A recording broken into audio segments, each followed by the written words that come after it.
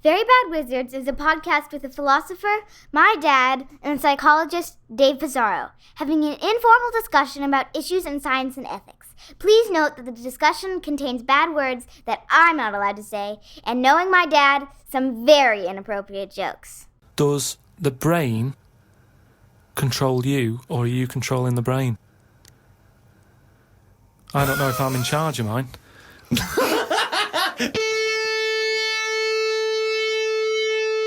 The great boss has spoken. Pay no attention to that man behind the curtain.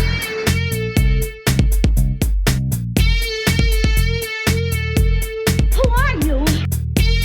Who are you? A very bad man. I'm a very good man. Good man. They think deep thoughts, and with no more brains than you have. Pay no attention to that man.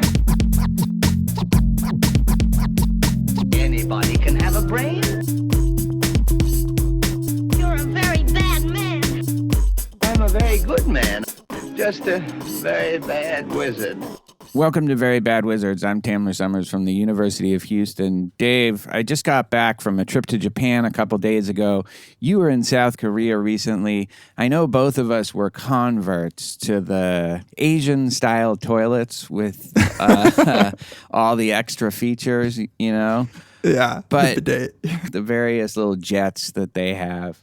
But how long can you have that thing spraying your butt and kind of working your ass before you become technically gay? Because I feel like I might have been pushing up against that. If that makes me gay, I am a queen. I'm the gayest that you can. You're possibly Liberace. get. Exactly. Upon my Toto throne, I sit. I think you probably immediately liked it, right? Well, here's the thing. So I grew up going to South America ever since I was really little, and South America always has bidets too, but like they're separate, right? Yeah. So you have to make a special trip. Yeah, exactly. You got to scooch over.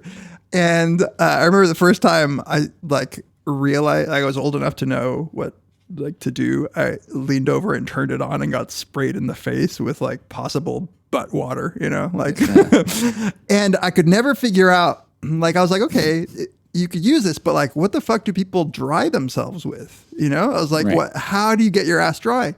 And then going to South Korea and sitting with those little, the air dryer, I was like, okay, I could get behind this for sure. They thought of everything, Yeah.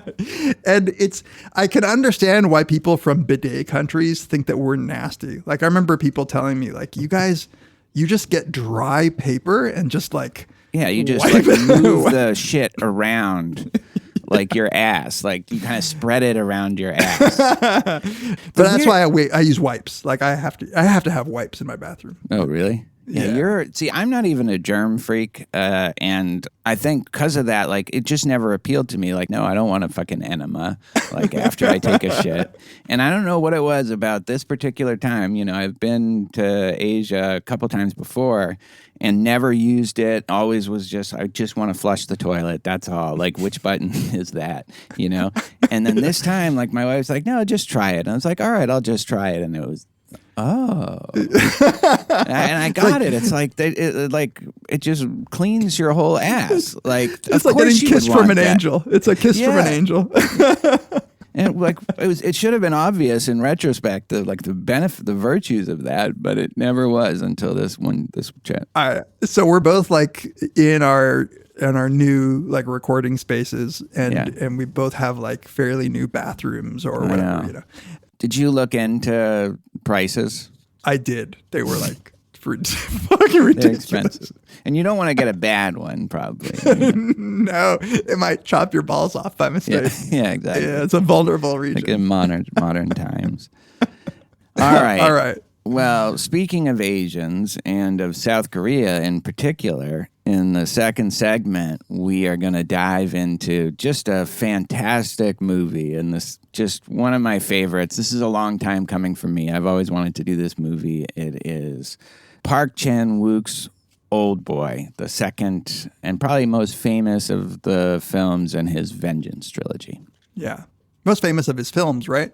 just in general, or no? The Handmaiden is probably pushing it. It's one of those two. Yeah.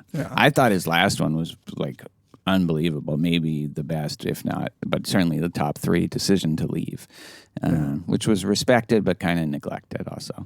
Right. But first, I saw this tweet, and the tweet was by somebody named Alex Godofsky, and it was a response to somebody who had dared say the following: I love men because they have different information. My main turnoff is when a man has only female information because I already have that. Trying to see something new that I never could otherwise.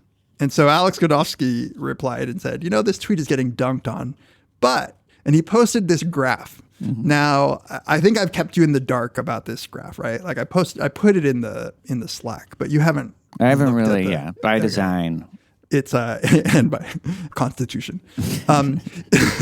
It's not a graph, it's a table. So here's what it is. It is from a paper, a linguistics paper called Word Prevalence Norms for 62,000 English Lemmas. I guess lemma in linguistics is just the word in its form that you would find in the dictionary, like not a stem or anything.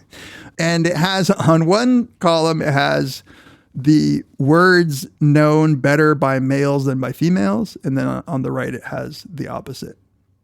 And I guess these are like the top ones that distinguish between the sexes. So we're going to find out whether you're a girl or a boy right now. Well, okay, couple of things just to get me up to speed. So, first of all, it was the woman that posted the original tweet, right? Yeah, it was a woman who posted the original tweet. The idea being like, you need more information. Like the goal of life is to acquire the most information. And if I'm with a guy, then I get male information. But if I'm with a woman, I'm only going to get female intuition, which I already have. That was the spirit of it. That was the spirit of it. And it was getting dunked on just for being like gender essentialist. Yeah, the implication that there is some. Yeah. Yes. Okay. So now, am I, in terms of what my task is right now, am I trying to just say whether I know the word, or am I trying to guess whether? Yeah, I'm going to give you a word, and you tell me whether you know it. And the original paper that this is from is a study where they looked at data from over 220,000 people. And basically they were like, look, when we use words in studies, like suppose you want to use, you're doing an experiment and you want to use words in 2 different experimental conditions, but you want to make sure that all the words that you have are matched. And so people will match them in terms of the length of the word, the similarity, the frequency of the word in the language.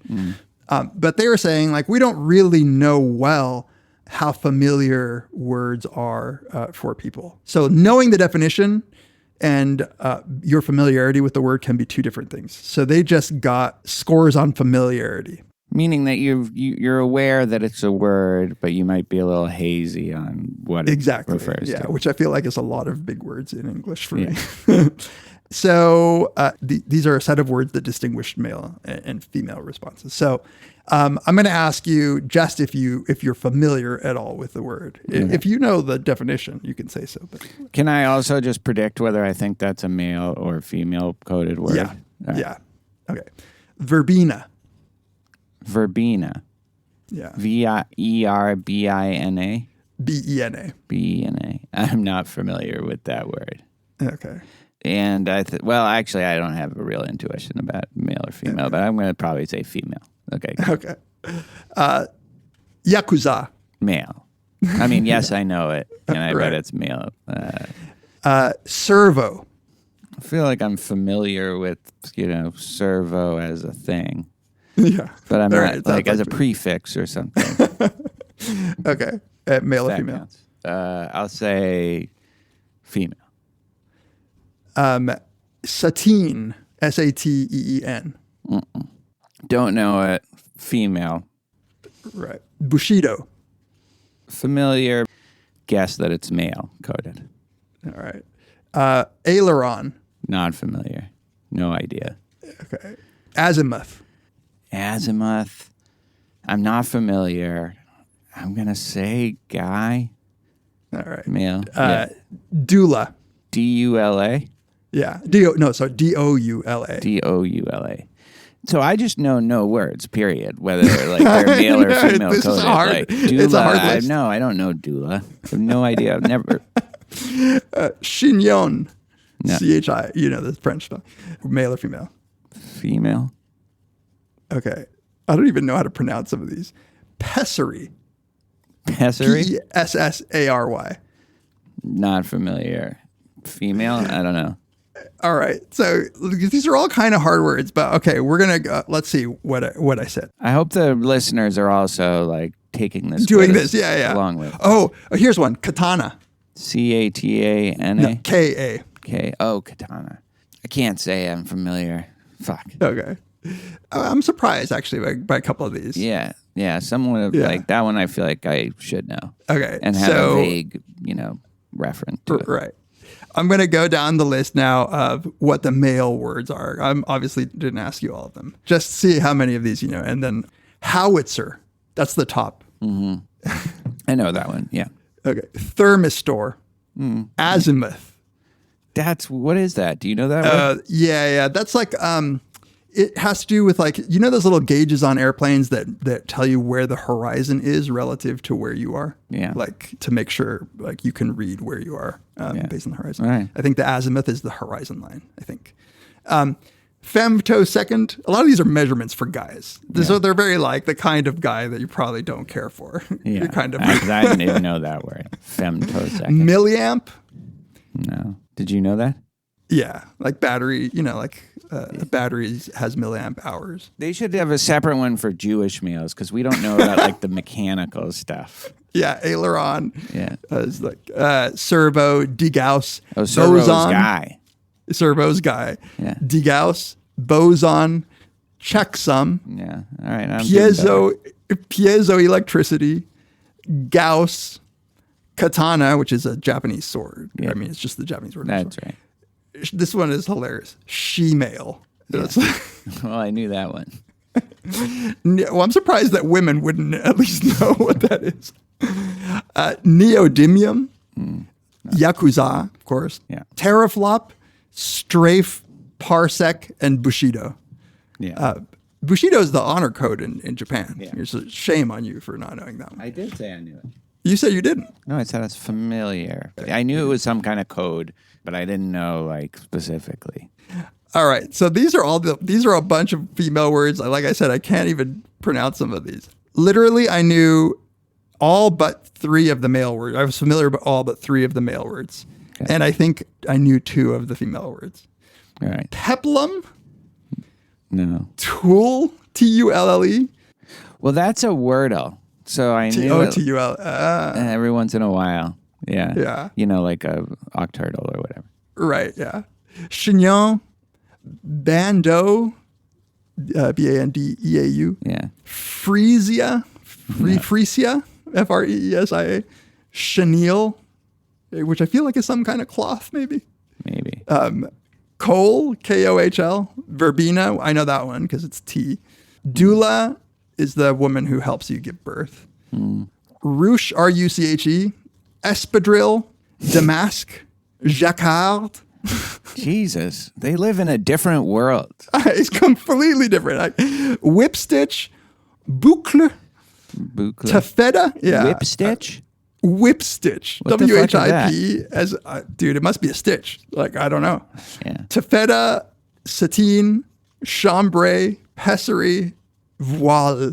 Wow. Like, yeah. Can I just point out that most of these are like Frenchy, Yeah. which is like, Yeah, I think like, you got to give the evolutionary psychologist this one. The differences run very deep in our DNA.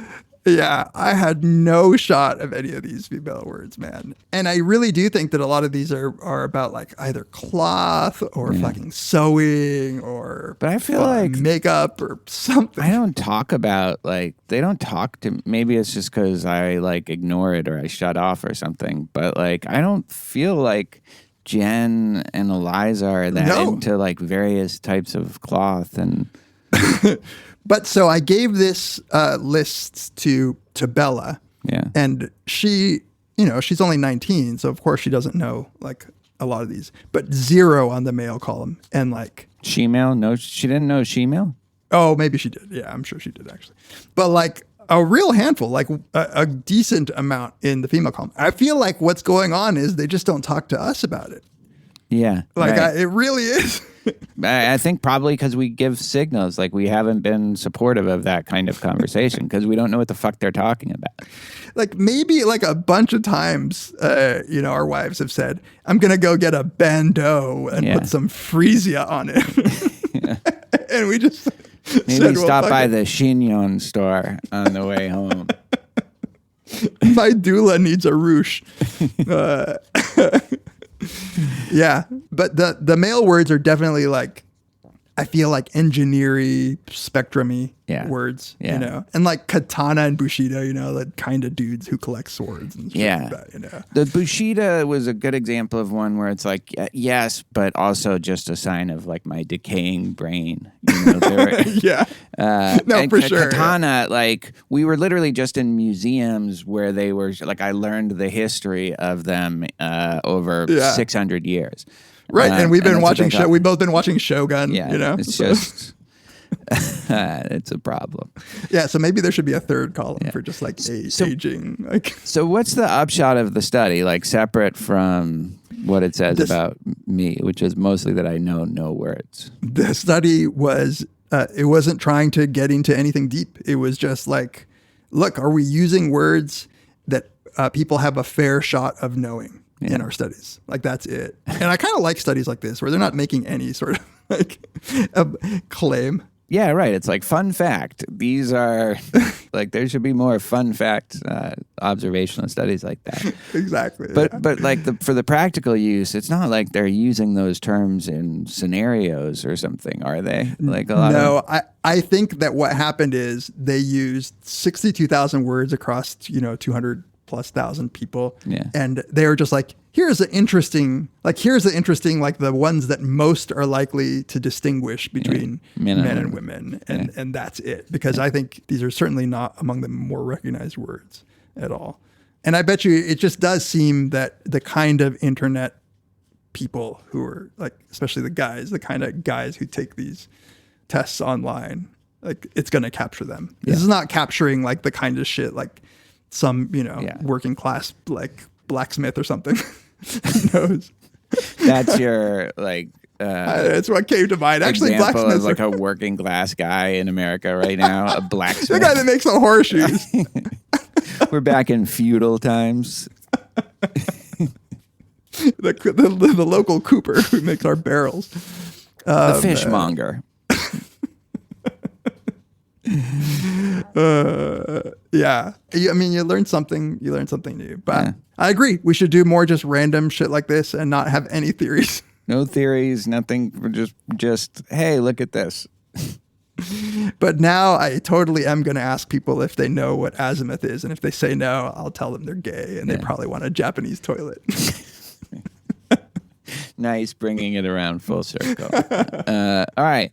So let's take a break, and then we will come back to talk about Park Chan-wook's Oldboy.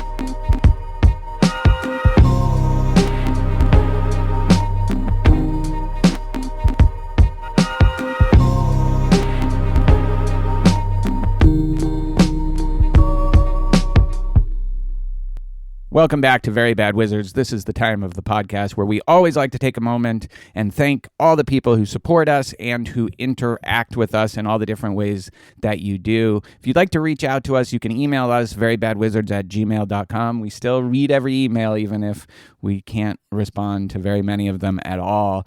You can tweet at us at Peas, at Tamler, or at Very Bad Wizards. You can follow us on Instagram, like us on Facebook, join the lively Reddit community where there are some good discussions that go on every month, and you can subscribe to us on Spotify and subscribe and rate us on iTunes or Apple Podcasts. Those 5-star reviews really help us out, so we appreciate that a lot. Oh, and follow me on Letterboxd. I've been posting reviews, and I will keep doing that.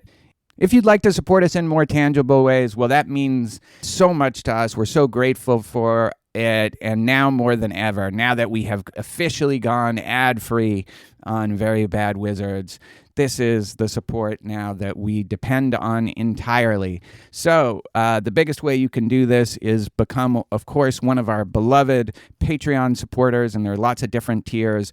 For $1 per episode or $2 a month, you get access to all the volumes of Dave's Beats. There are 7 so far, and apparently an 8th is on the way and will be dropping soon. At $2 an episode or $4 a month, that's our bonus episode tier, so you get access to our whole archive of bonus episodes on all sorts of different things. Lately, we've been putting out regularly The Ambulators, our episode by episode deep dive breakdowns of Deadwood, the just phenomenal TV shows. We've enjoyed these. We also are very proud of the work that we've done on The Ambulators. We also just put out another episode of Overton Windows recently. Overton Windows is a new podcast miniseries that I do with one of my heroes, Robert Wright. It's a podcast on the window of what is considered to be reasonable debate at the level of policy and also just in the media on a given topic, and how that window shifts and changes over time. We just put out our second episode on Israel-Palestine, the first since October 7th and the subsequent assault on Gaza by Israel. We also did an episode on trans issues and UFOs and extraterrestrial life. And there's so much more at this level, too. Episodes on all sorts of different topics. Star Trek, movies, ghosts, you name it. A lot of different guests. Paul Bloom, Jesse Graham and Natalia Washington, Barry Lamb. At the $5 and up tier, you get access to our Brothers Karamazov miniseries, another thing that we did that we are quite proud of. 5-part episode on the Brothers Karamazov by Dostoevsky. You also get to vote on an episode topic, and here it comes, Denial of Death. I believe it will be next episode. If we can get the reading done on time, Denial of Death will be next episode. We're finally diving into that book. That was voted on by a majority of the listeners in this tier. Of course, at our $10 and up per episode tier, you get to ask us a question every month, and we will answer it in video form for you, audio form for everybody else at the bonus tier level. Thank you so much for your support. As I said, it means more to us than ever, and we are so grateful and honored to have that support. All right, let's get to Oldboy. All right, let's dive into Park Chan-wook's just phenomenal movie, Oldboy, from 2003. It's a South Korean film. It's a loose adaptation of a Japanese manga that's also called Oldboy. And the film follows the story of Oh Dae-su, who's kind of like a, early middle-aged drunk deadbeat who ends up in a drunk tank on his 4-year-old daughter's birthday, and then is kidnapped and imprisoned in some kind of private hotel prison for 15 years without knowing who did it and why they did it. And 15 years later, he's released. He goes out on a quest to find out why he was kidnapped and to get revenge. Along the way, he meets a young 19-year-old sushi chef, and romance and adventure ensue. It's a deeply fucked up film in so fucked up, man. in so many ways. but it's also just it's so good. So it premiered at the Cannes Film Festival, and it won the Grand Prix prize, which is like their second or third prize. It's not the Palme d'Or. But Quentin Tarantino was on the jury and famously championed the movie. Even so, it didn't get much of a release in the United States afterwards. And the way I saw it like in 2004, so like a year after it had come out, because my friend who lives in LA got like a bootleg copy of this movie, and he's like, "You got to see this." And so I watched it, and I was like, "Holy shit, this is incredible!" You know, obviously the first time you see it, your stomach is ripped apart in all sorts of different ways, and you're just kind of, you don't know like what you just witnessed. Yeah. But then like also just how good it is, like just how propulsive it is, how well made it is.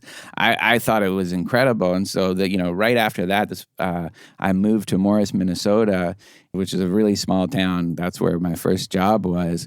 And I had a friend, so I gave him the Oldboy. I was like, "You got to watch this. This is amazing." And then he would give the DVD to other people, and it just went around this small town in Morris, Minnesota, this bootleg copy. And I remember, like, a year later, like a student who I didn't even know said, "Hey, I think I have your Oldboy DVD. If you want it back." Like, I had no idea who he was. That's funny. So can I ask you, how many times do you think you've seen this movie? So I've probably seen it like 5 times, I would guess. Yeah. Like, you know, it's not one I go back to every year It's a little hard to go back. Like, yeah. to rewatch. Yeah, because especially when you know. Yeah. It's a little different when you. No, for sure.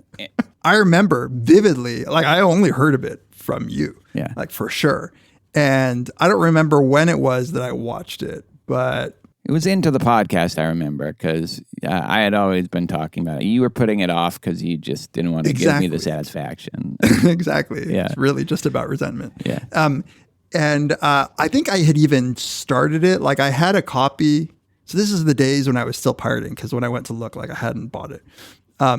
And I had a copy and I had started watching it, but like at the wrong time, like I was falling asleep or something. And so I just put it off. And I remember actually sitting and watching it and being like, holy shit, this is fucked up. Because when you're watching the whole thing through the first time and you don't know the twist, it's more of just like a straightforward kind of action-y Mystery.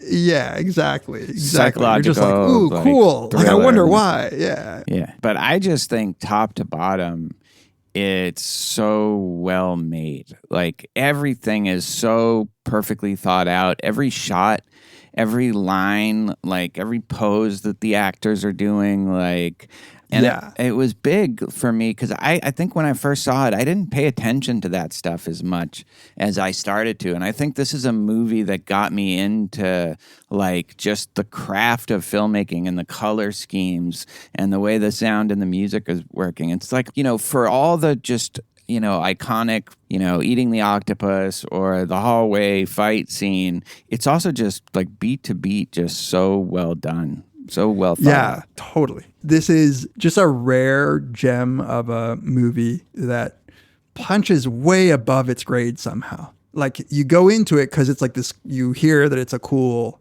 revenge story. Maybe you hear it's kind of fucked up. Yeah. Yeah. And then you're just hit with like these amazing shots, right? Like you said, the craft that went into this. I didn't read enough to know whether it was heavily storyboarded, but it had to have been. You know, it just feels like this was a storyboard movie. And the colors, like the saturation, the color palette, I think I'm pretty sure it was shot on film and is pre-digital days. Like I think there is like a look that's not easy to come by. Yeah, with the greens, the kind of like faded, sickly greens, and the like really rich, like purple velvet, you know. In the purples, reds and greens. Yeah, no, totally. And the editing is so seamless and good, you know, throughout. There's a lot of really complicated stuff going on that like other people, like if it was like an Edgar Wright movie, it would be really flashy and you'd be really aware of it. And the way he just does it, it's like, oh yeah, you're in 2 different timelines and it's the adult version and the child, but you don't think of, it's just so integrated into the story that you don't even notice it until you're kind of watching it again and looking out for that kind of stuff. Yeah. And the pacing, like you were saying, the pacing is really good. Like Yeah. you don't check your watch on this one. I was going to say something about the shots, like, and this isn't really a criticism because it is what it is. You could tell that it's like an early aughts style. There's still like there's a little bit of a stylistic thing that like some camera moves and so a little bit of like show offiness. The Tarantino kind of exactly like, with the hammer, like the little line, the red lines to the hammer. Yeah, it's Yeah. still cool. It's like the best version of that. But yeah, one of the things that I think, especially if I haven't watched it for a long time, it's very funny. It is kind of a brilliant, dark comedy. It's like overtly comic. Like there's many shots that are like played for the comedy of it, even if it's really pitch black dark comedy. I've noticed that you find comedy in stuff that like it always takes me longer to find it in, and maybe it's just your more familiarity. Well, so for example, the shot of him at the beginning walking out of the apartment, and then right behind him, the guy jumps off the roof and hits after he's stolen the sunglasses with his dog. Yeah, exactly. Like that's like a comic shot, Yeah. I mean, I was really touched by the death of the dog, but I guess you don't like dogs that much. Not that kind of stuff. But there's a couple other things. Like even we'll get into it, but I'll highlight them. When I think parts of the hallway fight are funny.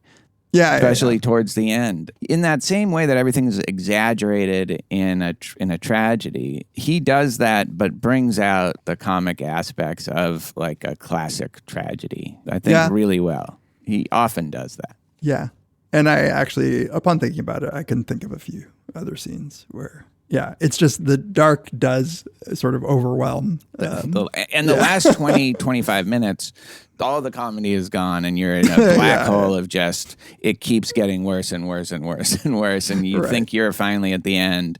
And nope, there's something just like by another order of magnitude more fucked up that you're about to learn. Totally. Yeah, but you're right. Early on, just mentioned one that popped in mind. Like when the reveal of his like crazy hair in the prison, and it shows the painting that's hanging in his room as a sort of reflection of him. Yeah. It's kind of grotesque, that kind of, or what's the thing, like Commedia dell'arte, or I don't know. Something smart sounding. Azimuth. It's the total azimuth of words anymore. The chignon.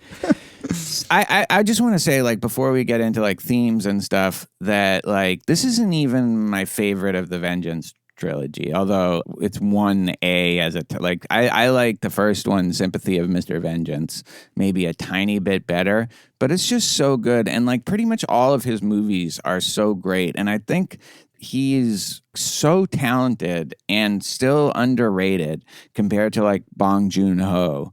And like some of these other Asian directors that are maybe a little more celebrated. I mean, he gets his due. It's not like people don't know who he is, but I think he just has more great movies than like Bong Joon-ho does. And I love Bong Joon-ho, but like Park Chan-wook should be in that category, if not like a little bit beyond. Like, what have you seen?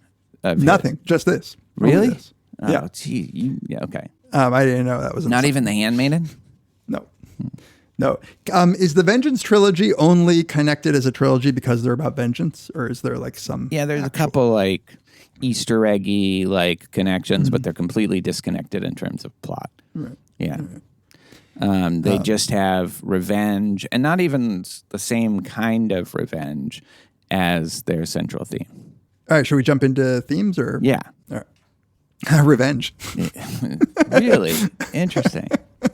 I think I see that. Yeah, it's only the trained eye. Oh God, man.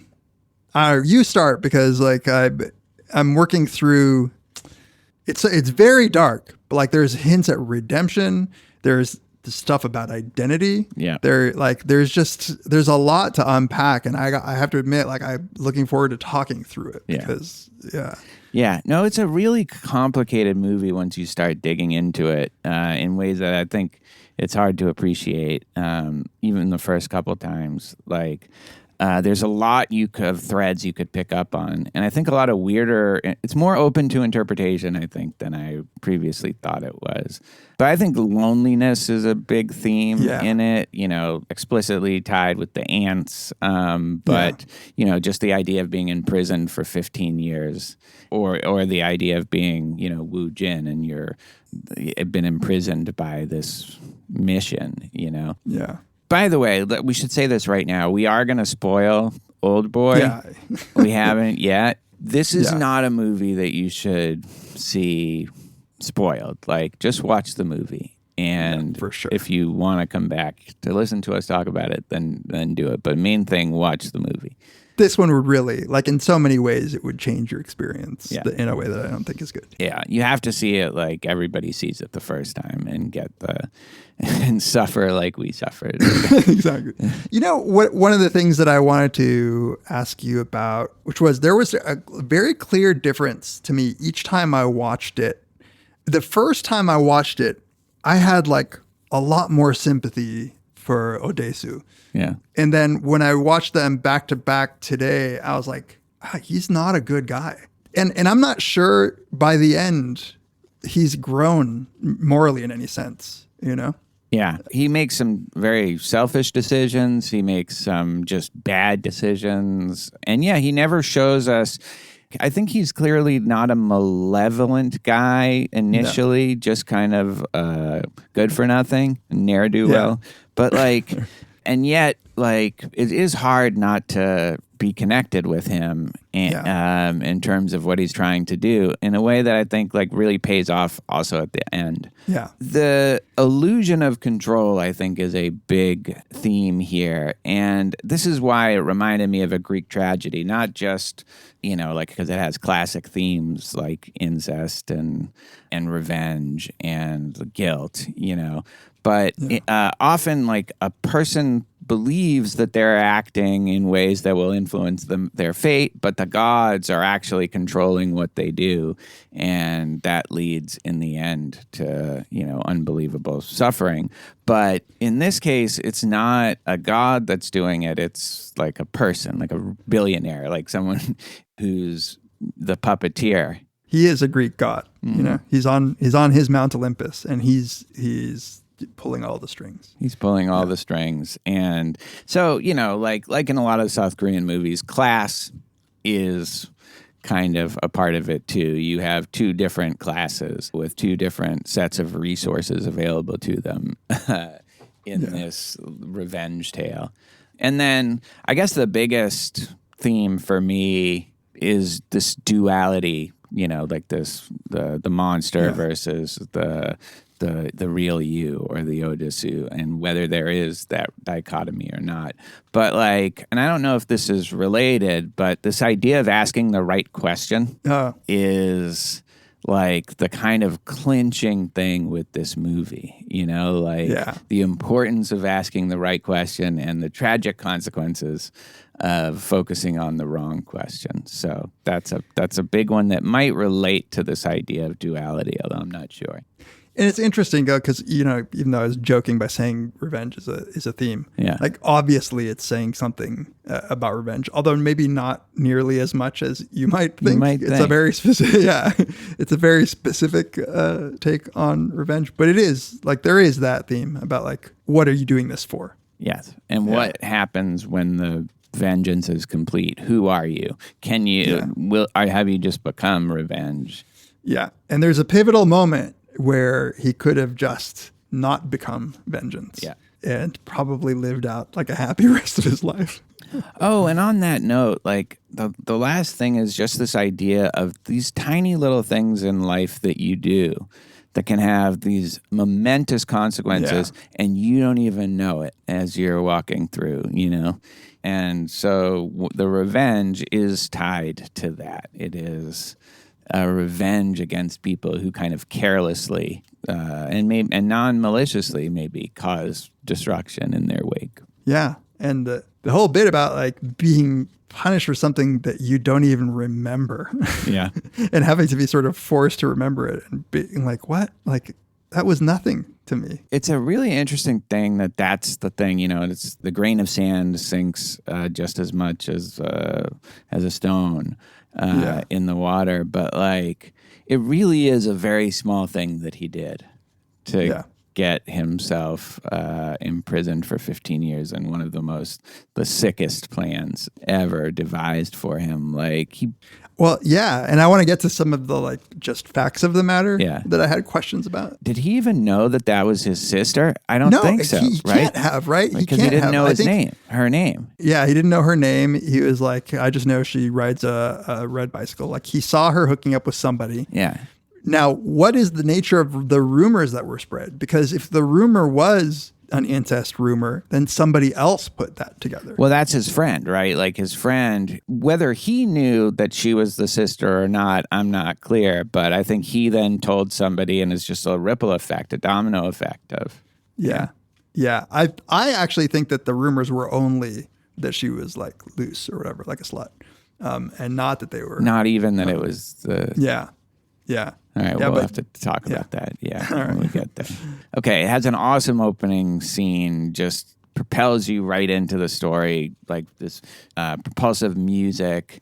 And you see Oh Dae-su as a older man holding somebody from falling from their death from a rooftop, holding him by his tie. And this is Chekhov's holding someone from falling to their death.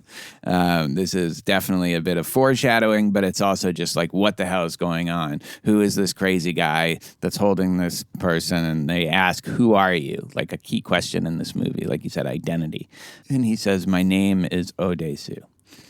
But just a very cool opening, and then now we're going to go back in time to see what happened. It really actually feels like, I haven't looked at the manga, but like it feels like such a comic book sort of opening panel, Yeah, 100%.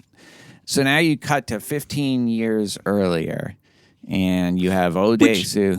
Yeah. It confused me to no end the first time I watched it because he doesn't look like a younger version of the Oh Dae-su that we see. Right. He just looks like an equally aged, different guy. Yeah.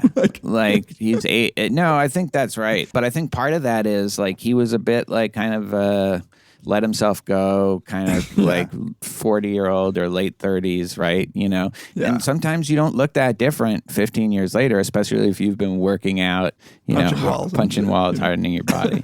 Yeah. It's a fun scene. It's just Oh Dae-su. He's got thrown in a drunk tank. A lot of quick cutting here of him getting really mad and then just getting beaten down. And they're treating him pretty well, all things considered. There's one kind of, I think, important line because it keeps coming back that he can't get through the day quietly. Like he always has trouble getting through the day quietly. And with this particular day, that's going to be, feels this day will kind of never end for him, as we see. Him with his shirt tied in a knot is hilarious. Yeah. Yeah. And he has these we find out that it's his daughter's 4th birthday and that he bought her these wings, these fur wings that he angel wings that he wears. Yeah, I guess feathered wings more than fur. Yeah. He gets bailed out by his friend and then calls his daughter because he's clearly supposed to have been home a long time ago but got drunk instead. And the very cool scene, like he's talking to his daughter drunkenly saying he'll be there and what he got her. And then the friend takes the phone because he's just rambling. And then you just see this this shot that goes kind of around. And then all of a sudden you pan back and Oh Dae-su has vanished. Right. It's like an overhead shot in the umbrella in the rain. And like his friend is like not sure where he went. Yeah. The friend is running around looking for him. No idea what happened. You see this purple umbrella. And you're starting to get introduced to the color schemes of the movie. Yeah, I have one first note here that Oh Dae-su is. I don't like him from the first scene, right? Like he's clearly being irresponsible and, like you said, kind of deadbeat. But he does this thing which he'll do again a couple times, and that is say something like to try to ingratiate himself with his, Yeah. like captor or victimizer or whatever, and then get mad and take it back and just like show his maybe true colors or whatever, and then try to walk it back real quick. Yeah. Right. And it's just like, Yeah. you're duplicitous. Like, it's not genuine what you're doing. He's all over the place. Or if Yeah. he's not duplicitous, he's just not stable. He's just this Yeah. and that. Exactly. He has no stable self at that point. Right. Yeah, it's unclear, like, because it could be very genuine both times. Yeah.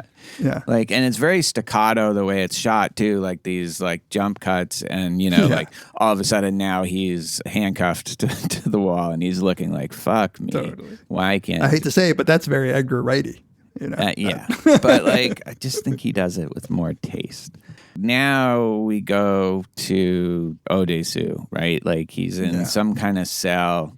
We just got introduced to the purple. Now you get the green, that just nasty green. That's such a big part of the movie that, like, I think kind of symbolizes being imprisoned. And in this case, literally. Yeah, I think that's right. And he's just like begging to figure out like why I was here. He's been there for 2 months. This movie just like jumps ahead in time. It asks you to keep up with it. But like he's been there for 2 months. He's just begging the guard, being very obsequious. He has some obsequiousness in him. And the guard just kicks him back into the room. Right. Right. Yeah, they're like shoving food in the little tray underneath. Dumplings, as we'll see. Yeah. Now we get a cool just sequence of him in the hotel room and the stages of like him coming to terms with what's happening and then the time that passes. But all the emotional extremes that he goes through, like the painting, that shot, like you said, and it's funny, like this fucked up painting, and then it pans to him and he just looks like the painting of a monster, like a madman, right? We learn that he gets Valium gassed. Which I was like, give me some of seems that. Nice. How do I get that? Yeah. And then when that happens, at least initially, it seems like they just clean the room, repair any wounds if he tried to kill himself, clean him up a little bit, give him some kind of medicine. And I was confused. They bag a glass like it's evidence. And I was like, wait, why are they doing that? Oh, right. And then we'll later find out, because one of the things he's watching on the TV is that his wife was killed and he's regarded as missing and a prime suspect. And this is when ants start to, just one starts, but then when he learns that the ants attack him, it's a very kind of horror kind of scene. Almost body horror. Yeah. Yeah, a lot of body horror. There'll be a lot of body horror in this movie. We get a great scene of him watching Korean pop videos and relieving himself as a man jacking does. off, to use the euphemism. So he says television is both clock and calendar. It's your school, home, church, friend, and lover. And then when he says lover, that's when he jerks off to that K-pop group. Is that the song that she later sings? Yes. Yeah. Okay. Yeah. And you get the sense, well, I didn't get the sense. I read that I should get the sense that this was part of the hypnosis. Yeah, exactly. Yeah. This is why it really is just, he is a mouse in a maze, just getting completely manipulated at every. Totally. So he starts getting a better attitude. Like he starts becoming harder, like he starts trying to figure out who are all the people take an honest look at himself. It seems like all the bad things he's done. And then he starts getting in shape and punching the walls, getting those callous fists. And then, in what I think is a good metaphor for his whole journey in this movie, he starts digging a tunnel to escape. And like he works on it for 12 years. And here's where you get the historical montage. TV historical moments that mark the years passing, stuff in Korea, you get stuff all around the world, 9/11. He works on that tunnel for 12 years, finally breaks through the wall, and he's like, in a month I'll be free, and then just immediately is gassed and hypnotized and released. Yeah. Yeah. So it's like all that was for nothing. Like, I feel like there are a few moments like this where he's in that theme of control. Another movie would have this be the way that he got out, right? He gets 3 chopsticks and he's like, this is my chance, you know? Yeah. So you think he's pulling a Shawshank Redemption. Yeah. He thinks he's liberating himself, like Yeah. one way or the other, whether it's through death or through escape. He's liberating himself. And as it turns out, no, he never is in charge. He does all the work, but it's all like doesn't influence his fate. Or if it does it in a bad way for him.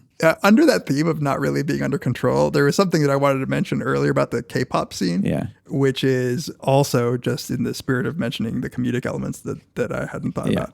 When he's jerking off, the song ends before he finishes. Oh, yeah. And so he's like, damn it. And the song isn't long enough. Yeah. He's just like, ends frustrated. And then the next quick cut to just them dragging him out because he just tried to kill himself again.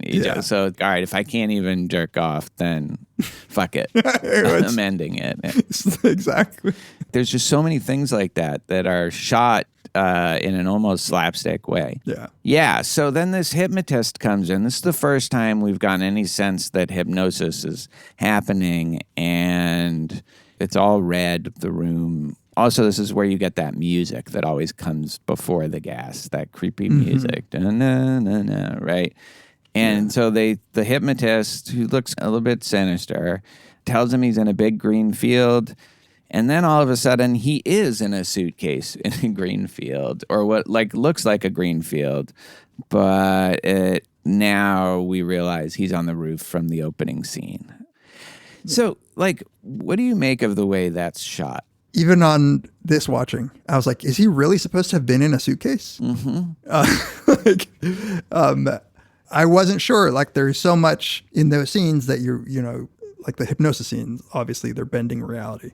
It's a very cool shot, though, of him just all of a sudden in this big red suitcase on this roof, this kind of green overgrown roof, and then he just comes out of it. Yeah, it's funny. And then there's like clothes and some shit for him. All right, so now you see this guy who's on the roof, and he's with his little dog, clearly suicidal. We recognize him as the guy from the opening. And I just love the way Oh Dae-su, he hasn't seen anybody in 15 years. So as this guy in this crazy situation where he just happens to be up on the roof while this guy is thinking of jumping. And then all of a sudden, Oh Dae-su just starts pawing him and smelling him. And it looks like he's going to try to make out with him. But yeah, he's not had human contact in so long. And it just really shows that desperation that another human being, I can touch their skin. I can see their face. I can look into their eyes. And this is something he's been deprived of for 15 years. And so, it gives you the visceral sense of that. It reminds you of that. Here's where a recurring line is first said, I believe. The guy, as he's leaning off the roof, says, "Even though I'm no better than a beast, don't I have the right to live?" And then Oh Dae-su repeats that. That will be echoed later, I think, a few times. And I think your interpretation will depend on what you think of that line. Yeah. Then the guy tries to jump, and he grabs him, and now we're right at the beginning. And he says, "I want to tell you my story." Yeah. And again, this is kind of funny. So he tells him the whole story. The guy's like, wow, holy shit. And he's like, now let me tell you my story. And then Oh Dae-su just gets up and walks away. Yeah, it's another just asshole move where I was like, oh, man. A minute ago, you were pawing at his face because he was the only human contact you had. And now you're just drop him again, not a good guy. And then in the elevator, again, kind of funny and grotesque. Now this is a new stage, which is first female contact. And you just see him against the walls of the elevator. It's one of those rides that go really fast and then the floor comes down. Oh my God, I hate those. Those vomit machines. Wait, are you saying that it's because it's a woman that he's pinched to the wall? Yeah, he says it. Oh, does he? Or at least he mentions, this is the first time I've been, how will I handle it? Yeah, okay. Yeah. I wasn't sure whether he had just was afraid of the elevator too. No, I think it was because it was a woman, but then he also steals her sunglasses. Or little. It's clearly fine getting close to a woman by the time he was walking out with her sunglasses. By the time he gets down, yeah. A lot of things can happen in elevators. This will come back later. Yeah, and they're like the little Far Side, like the wife in Far Side, right. her glasses, like 50s kind of frames. And then as he's walking out and she's like telling the cops, like that guy jumps off and with his little dog in hand. yeah. I didn't actually see that the dog was part of that. That's the dog terrible. is in his hands. Yeah. Like unless he pulls a Bug Bunny and jumps out of his hands right before he hits the ground, Yeah, maybe onto an awning. And then he's adopted. It was actually extra sad. I was thinking about it. I was like, this guy he wants to kill himself and he doesn't want his dog to be left alone, Yeah. It's kind of tragic. Yeah. Fun scene now where he gets into a fight with some local like hoodlums, like not the highest class hoodlums. Right. But real quick, we had seen the phrase, when you smile, the world smiles with yeah. you. When you weep alone. It was under the painting, I think, in the his hotel. prison. Yeah. And now but he repeats it. Yeah. Or at least with voiceover. Yeah. And that And voiceover. when he does it, he gives this like super fake smile. Yeah. Right. Like a very forced smile. Right. So when he does that voiceover of that line, where is that voiceover from, do you think? I don't know. It's actually the voiceover. When it's a voiceover and when it's not, it kind of confuses me. In the film, it could have just been like him thinking that. Yeah, right? exactly. I was thinking also of the letter that he writes at the end to the hypnotist. It could be part of that, but we don't really know, and it's probably not that important. So the hoodlum fight is fun. It's a little bit like a spaghetti western, and it's got good music. And he's in this kind of nihilist state right now that gives him a kind of power, like, and I don't give a fuck. That like this is probably at his coolest in the movie, I would say. Totally. Yeah. Well, he has this like fresh new suit, that he got in the suitcase. And as he says, like he's aware that he's a fugitive. He has no home to go back to. So he's really like, I don't give a fuck. Yeah. And he's been practicing martial arts and he wants to know, he wants to put it to test. Yeah. Was my punching the wall, did it do anything? And it did. Like, does it have any practical benefit? Yeah. It does. So then it cuts to him all of a sudden, if that's at his height, like all of a sudden he's in front of this restaurant with this that same green light just saturating him. And a guy who looks like maybe a homeless guy comes and gives him a phone and a wallet. I think there's even like a little reaction that he must smell. Yeah. Because he's a homeless guy. Yeah. There was something, by the way, he's outside of the restaurant. He's looking into a fish tank. He's already said something, and I think this might have been his voiceover, where he is thinking about what he's going to do to plot his revenge. He says he's going to chew up and eat whoever's keeping him. Yeah. And now he's like staring at the fish tank. Yeah. We learn later that he wants to eat something alive. And so I think that's why he's staring at the fish tank. But he's looking at a fish and he says, it's tenacious despite having weak reflexes. And that word, the tenacious word, will come back as a description of him himself. Yeah. But also he's looking into a fish tank, which symbolizes imprisonment. Exactly. You think that you're swimming around and controlling, but you're just being imprisoned and controlled by larger forces. So now he has money, which he didn't have before, and he has a phone. And so he goes into the restaurant and meets Mi-do, a young sushi chef. She was on some kind of cooking show, and so maybe that's why she looks familiar to Oh Dae-su, Yeah. Who knows why he also looks familiar to her. To her, yeah. We'll see if we find out. Yeah, very famous scene right now because it culminates in him eating a live octopus, which the actor really did. Yeah, which hits me every time. Like, poor little guy. Where are you when you're watching this for the first time or now? I mean, I'm wrapped up in the mystery, like at this point. Yeah. I'm like, fucking homeless guy gave you a cell phone and some money, Like Right. you're getting called, like I'm with him. Who are you? Like that's the first question out of my mouth. And so like at this point, the sushi chef is, she's a cute young woman and they're talking about like, oh, you look kind of familiar. Yeah. So I'm just all in on the mystery at this point. Yeah. He gets a call.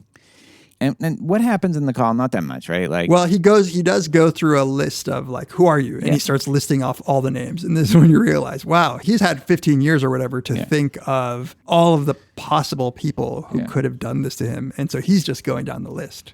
And that's where he says, like, I'm a sort of scholar and my major is you. Yeah.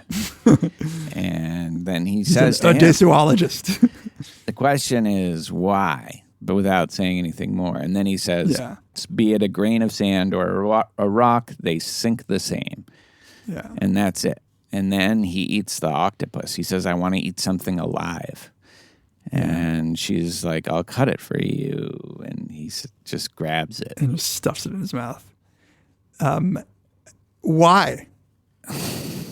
Yeah, this is one of those things where it's like viscerally just shocking, and I think gets you again in the mode of what you're about to see it's not going to hit your normal noir Right. like tropes. It's going to go beyond it. But like in terms of why he has to eat a whole octopus, I don't have a great idea about that. What about you?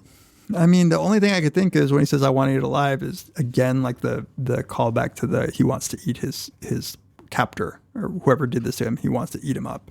You know, maybe this idea that you gain power over something by consuming it. And he's like practicing. Yeah. You know? And maybe also putting him more in beast category than man category too. Yeah, that's true. He's not unlike Saturn eating his own son in that painting. Yes. Yep. And so he does it and then passes out. Yeah. And she takes him home, which is, a super erotic story, I think, under the circumstances. And like he wakes up at her house and it's kind of a nice scene. She's like kind of telling him what happened.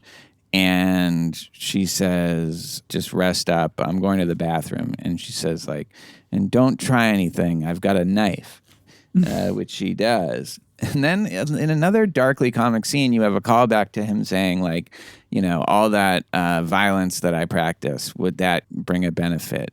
The answer was yes. And then he does that same thing, but with sexual advances.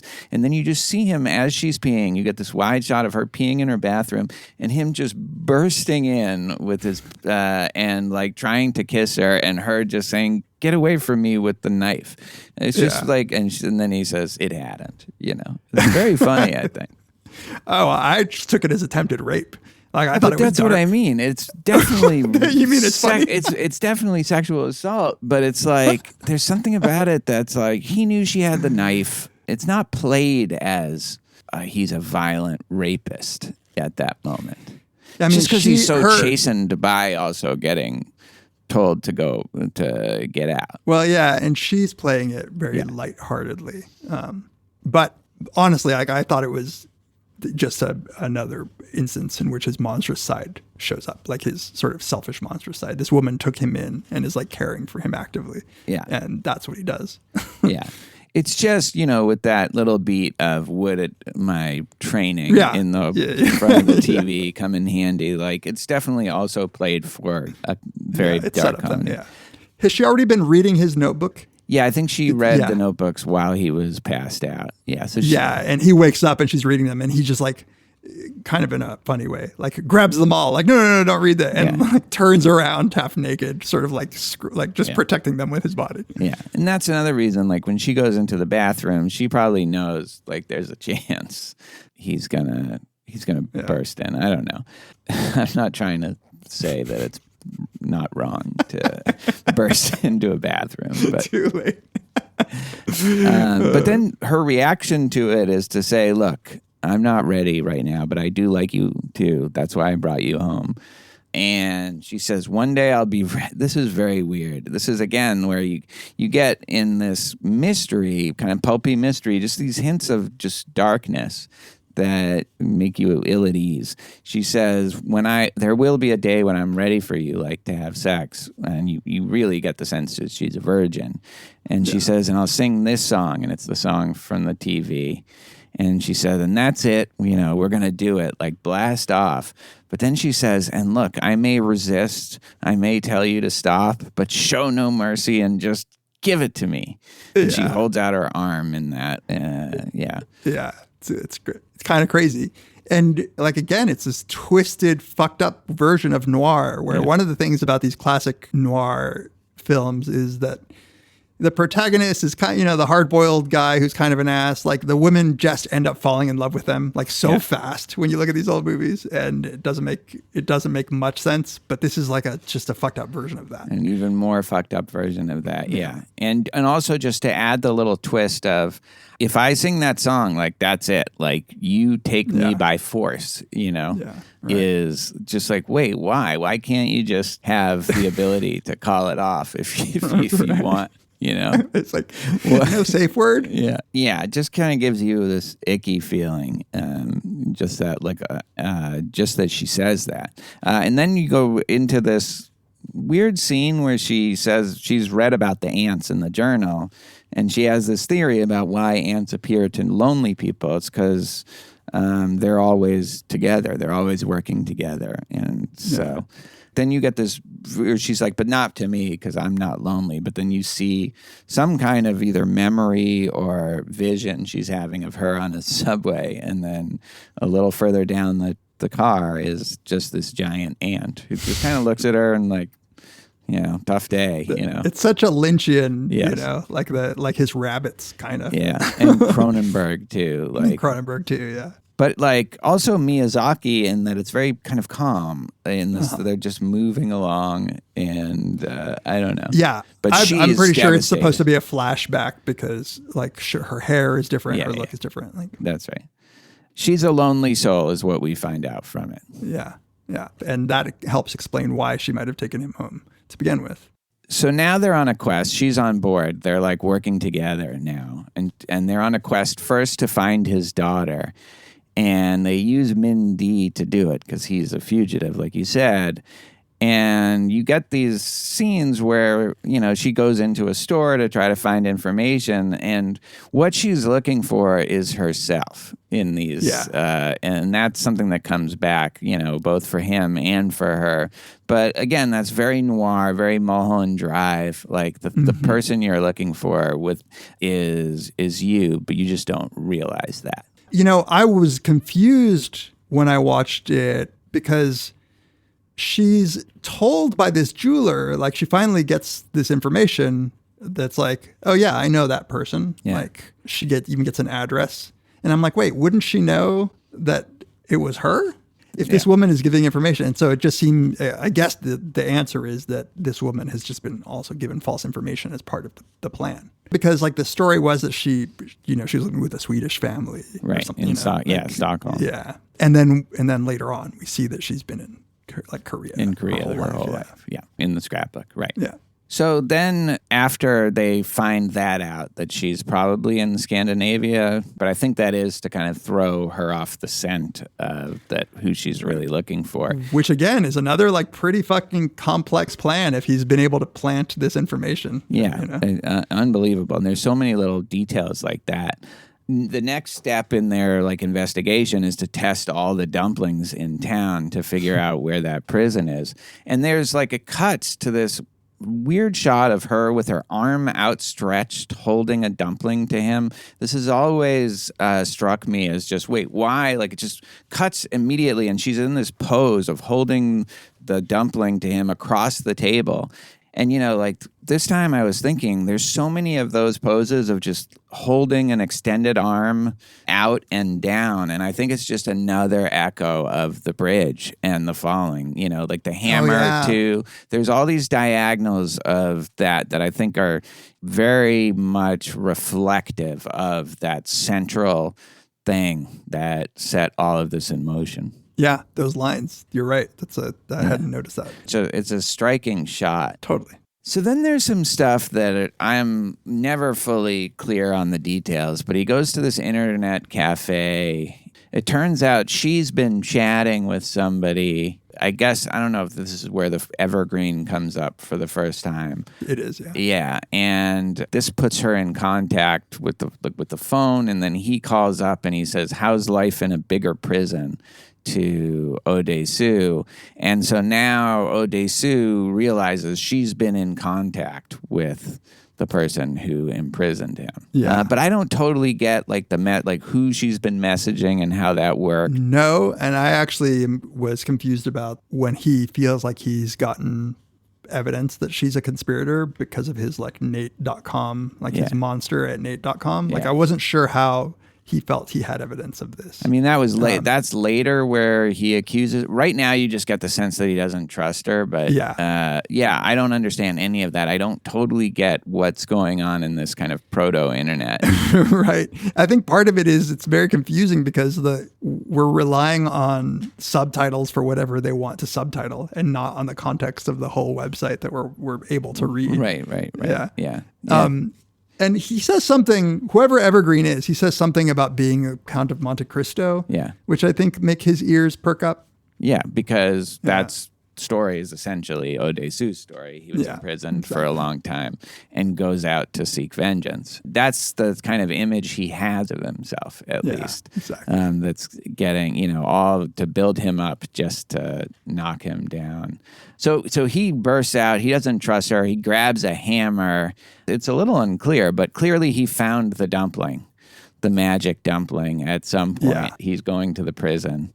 This is awesome, He goes up the elevator. He does some marathon man torture to try to get information out of the prison warden, who's such a scumbag. Like that guy, that actor is just the scummiest piece of shit. Like, yeah, he's like, I was trying to get why he seems so grotesque to me. I was like, it seems mean that I find him to be grotesque. It's just his face. Right. But there's something. And I think it is a good performance because just slime just like oozes out of him as he talks. But still, it's tough to watch him get his teeth torn out. Yeah. Oh, man. I can't. Yeah, there's a lot of scenes here where you're looking away. Just like, don't. Yeah, exactly. You don't watch. Yeah. The guy says finally he has enough teeth pulled out that he's like going to tell him that like I don't know who it is, but I got a recording of the call that puts you in prison, so you can take that. And you do find out that it's a private prison. Yeah. That's like people pay to incarcerate people, which really made me think, wow, that's fucked up. Like, I wonder if any. Are there those exist prisons at all? I don't know. It feels like there are. I mean, I imagine we wouldn't know about it. Like, Yeah. It's trade secret. Yeah. One day, like, we'll be like, the partially examined life guys will have saved up enough from their Patreon. Now all of a sudden you have, probably the thing that people know this movie the most from, the hallway fight. And it's awesome. I think this was the thing you texted me after you saw it. You're like, it's undeniable, Yeah. No, it's crazy. It's insanely done. It's a continuous take. And there's no special fucking... I mean, the knife is CG, I read. The knife in his back is.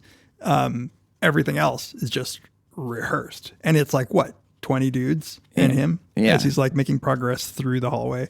It's both like stylized, with the music and the slow tracking shots going side to side of the hallway and the colors of the hallway, but then also real. It's like real people fighting, getting tired. We talked about that with like a famous Deadwood fight too. It's like people are getting exhausted. They're not good at it, like. Yeah, or they're throwing haymakers, like people don't fight neat and clean. They get tired, and doesn't matter if they're like badass, which he is. Like, he's doing fucking martial arts moves and stuff, but they have to pause and take a breath. Yeah. And you get like the one dude with his shirt off, who's just like unsure whether to keep going or not. And then just fakes a leg injury, like at one totally. point when he was like, oh shit, I don't want to do this. He just starts limping. He's like Paul Pierce, when he fell down. No, he's not like Paul Pierce. That was a heroic comeback. Yeah, and I also just love at the end where just everyone's exhausted and beaten, like all the people that, he's finally, and they're just throwing sticks at him, and they just get progressively like nowhere near him as they're throwing it. And then there's this, again, kind of comic beat where he opens the elevator and you just see his face. And from that smile, that fucked up smile, that, oh, there's a lot of people. And it just cuts to him in the down part of the elevator and all those people falling out. Yeah. And I love it both because like it's breaking up the monotony, giving this other beat. It's not like just continuous fighting in a way that's going to bore you. But also, I could appreciate that they spent like a gajillion days perfecting that one continuous take and rehearsing it. Like, give the guy a break. Like, let him just close the elevator doors and then reopen them when everybody's ass kicked. Yeah, no, it's perfect because you don't want any more. It's been perfect. No, it's exactly like what it should have been. But yet another day I can't get through quietly, he says. And then he also says, when I get my revenge, can I go back to being old Oh Dae-su? So you get this sense of like, what happens when you engage in this quest of revenge? Does it become all consuming to the point where your identity is swallowed up by it forever? And I think that's a key question for both of the protagonists, both of the main characters. Yeah, you're right. And here's where the themes of identity, vengeance, and loneliness all come together for me, where it's like these are lonely people consumed by vengeance who are becoming somebody else. And the question of who would they have been were it not for this? It's, It's indeterminate. It's something, it's indeterminate. And it's something that if they're reflecting enough, they might wonder, but they're so consumed that, like, I don't think either of them is that reflective about it. There are moments where little glimpses of, but then. Like this, what he just said, right? Yes. Yeah. Yeah, where he asks that question. He has enough self-awareness to just ask that question. But he's also still deluded. Like, he's already assumed, like, I have the information. I'm going to get my revenge. And he's already thinking one step beyond that, Yeah. I don't know why I feel like my mind just went back to what you said about him being at his coolest in that opening, like fighting the thugs. Yeah. And that's so true. Like, it's the coolest moment of his story because it's the beginning of the journey. He's wearing like a cool suit and he bounces back and you see the red and then he beats up the thugs and like that's as good as it's going to get.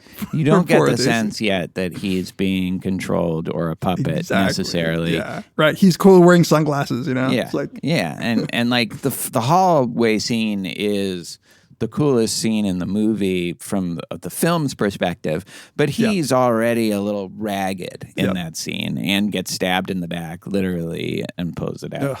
Yeah. So Woo Jin, just for the first time, I think this is the first time we see him, right? The guy who has arranged all of this for Oh Dae-su makes an appearance kind of as he's stumbling through the streets, puts him in a car, and says, "Where are you staying?" and then sends him to the girl's house, Mi-do, but he does identify himself. He says, "Oh Dae-su," Yeah. So then he just wakes up and he's back with Mi-do, and this is where he listens to the tape. But why do you think he just showed up then?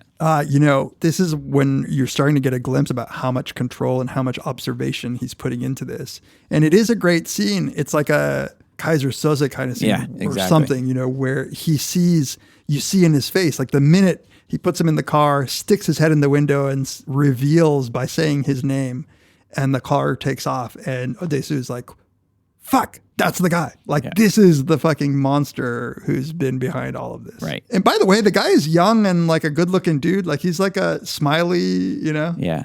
He's got that, same with like Steven Yeun in Burning, that just kind of the swagger and confidence of an unbelievably rich guy. Yeah. So here's where he listens to the tape. This should be like a clue. Why did Woo Jin leave you with the tape if, he's really worried about you finding him? But he listens to it. Here's where you learn the details of this prison, that it's used to get revenge on people usually. And you hear Woo Jin saying, what if he goes insane? Won't he go insane? And then the warden says, no, we can give them this drug if you want us to. And apparently it's really effective at treating schizophrenia. It's like going to stave off the insanity that might come. Yeah. And given this duality of monster, man, it does start to make you think that this is really about, one person maybe, this idea of schizophrenia getting dropped in, that there's a lot of like fragmented people that might be a single person. I see what you're saying. In some kind of broader, weirder interpretation. But I've never thought about that. I got, for the first time ever, got this, like, there's so many references to this idea of a split in a person. Right. But then you also find out he gets this clue. The warden says, man, 15 years, what did he do wrong? And he says, Oh Dae-su talks too much. Yeah. Which is exactly what somebody would say if they imprisoned me and they didn't want me to know too much. Exactly. I think both of us could easily have had this happen to us and still might. All right, if there is maybe a lull in this movie, even though there's a lot of cool bits of it, but it might be right now where they're continuing the investigation. They find his friend who had bailed him out, and they do this kind of very early 2000s internet investigation where they hone in on like the school that maybe this person comes from. Yeah. But then all of a sudden it's also cut to like him having tied up Mi-do, because he doesn't trust her. And here's where he talks about the monster, which I took to be like obviously evocative of the monster thing, but also like some internet. Yeah, like I completely didn't have time to look up, some Reddit explanation of what's going on here. But he created an account on whatever this chat room is. Yeah. It's called Nate.com, and his handle is monster@Nate.com, and he feels like he's now collected enough evidence to be convinced that she is in on it. Was he manipulated into thinking that, or is he just so distrustful and paranoid? Like, that's what I couldn't figure out. Well, I think that she really is talking to Evergreen, and she has been. But she for wasn't a while. denying that, right? No, but he's just paranoid, right? Because he realizes that she has any pre-existing relationship with the guy who imprisoned her. He thinks maybe she's part of the whole plan. Yeah. So then he gets a call, and Woo Jin, it turns out, is in another part of this apartment complex with his henchmen. And so he leaves her all tied up and runs down to see him. After writing, by the way, the address on her midriff in lipstick. Yeah, exactly. This is where if you want to be critical of the Oh Dae-su character, this could be Exhibit A, that he just leaves her tied up. The door open. Yeah. It's interesting that Woo Jin is getting more and more actively involved. He's not behind the scenes as much anymore. I know he needs to get him out of his own apartment, but what's the point of having this confrontation there, do you think? I don't know, but in another movie, this would be the stupidest shit for villain to do, but it's so crucial for Woo Jin to show his face. Yeah, it's been such a part of his life, and his plan involves him actually baiting like Oh Dae-su into doing things. And so, like proximately getting him out of the apartment is one, but he also just he needs to tell him like, no, this is where you have to figure it out. Like, because his final plan is that Oh Dae-su does figure it out. Exactly. And the way he figures it out is to use a photo of this old yearbook. And so he needs to show him his face. Just practically speaking, for the plan, there's also that. Yeah. Right. That's right. Yeah. And also just giving him more and more breadcrumbs to track this down. It's almost like he's getting impatient that he's not doing it fast enough. Here's where he gives him that July 5th deadline. The deadline. That we'll figure out. Which is 5 days away or 6 days away. Yeah. And then he says, you might want to go back to your apartment. I think you left the door open. Yeah. And Mi-do tied up. And Mi-do tied up. And now you get this like Clockwork Orangey scene with that hotel warden is back, coming to get like dental revenge. And now even is more grotesque because he just has a grill. Yeah. Yeah. It's just full on gold teeth. Yeah. And like, it looks like they don't have good things planned for Mi-do either. No. He does pull out one tooth, I think, but then. No, he doesn't. He doesn't even do that? No, he doesn't. I thought he did. And I was paying close attention to this. He, uses that little separator that dentists use to like keep your mouth open. And he puts in the whatever like pliers to pull it, and he mocks the twisting gesture and like a grunt. Yeah. And Oh Dae-su screams. Yeah. And that's when he actually says, "You're a coward. your imagination that I was doing it was like all it took. So you have to imagine that I'm not doing it. And that's when he smiles. And that's when he smiles. He just goes that crazy maniacal smile that just makes him pause for a second. And then he gets a call. And what you get from the call is that Woo-jin has bought him off. Like, he's given him enough money so that he doesn't have to get revenge by torturing Oh Dae-su and raping Mido. Yeah. This is another thing. Like, he can be bought off. That's something maybe Oh Dae-su should remember. And as he's leaving, Oh Dae-su still says, like, let's fight. And he says, I'm going to cut off your hand that touched Mido's breast. So he's trying to be chivalrous now. Right. We didn't say, like, her breasts are exposed, like she's tied up against the wall. Yeah. And Yeah. But when he says that, I'm going to cut off your hand for touching Mido's breast, he says, well, what about my tongue? Yeah. Which gives you some sense of Yep. both what he did to Mido and what's to come. Yeah. Everything is foreshadowing. It's just like there's nothing that doesn't have some kind of connection to something else. This, more than even most movies that are like this, you have to watch this movie 2 times. At least. You can't, yeah. Like, I don't think that there is a way that you can enjoy, like, 80% of what the filmmaker intends for you to enjoy without having. And you know, so many things, it's almost like in a really good movie where this happens. It's like, how did I not realize it? There's so many things that's foreshadowing. This is your daughter. This is you are looking for your, and only when you know it afterwards.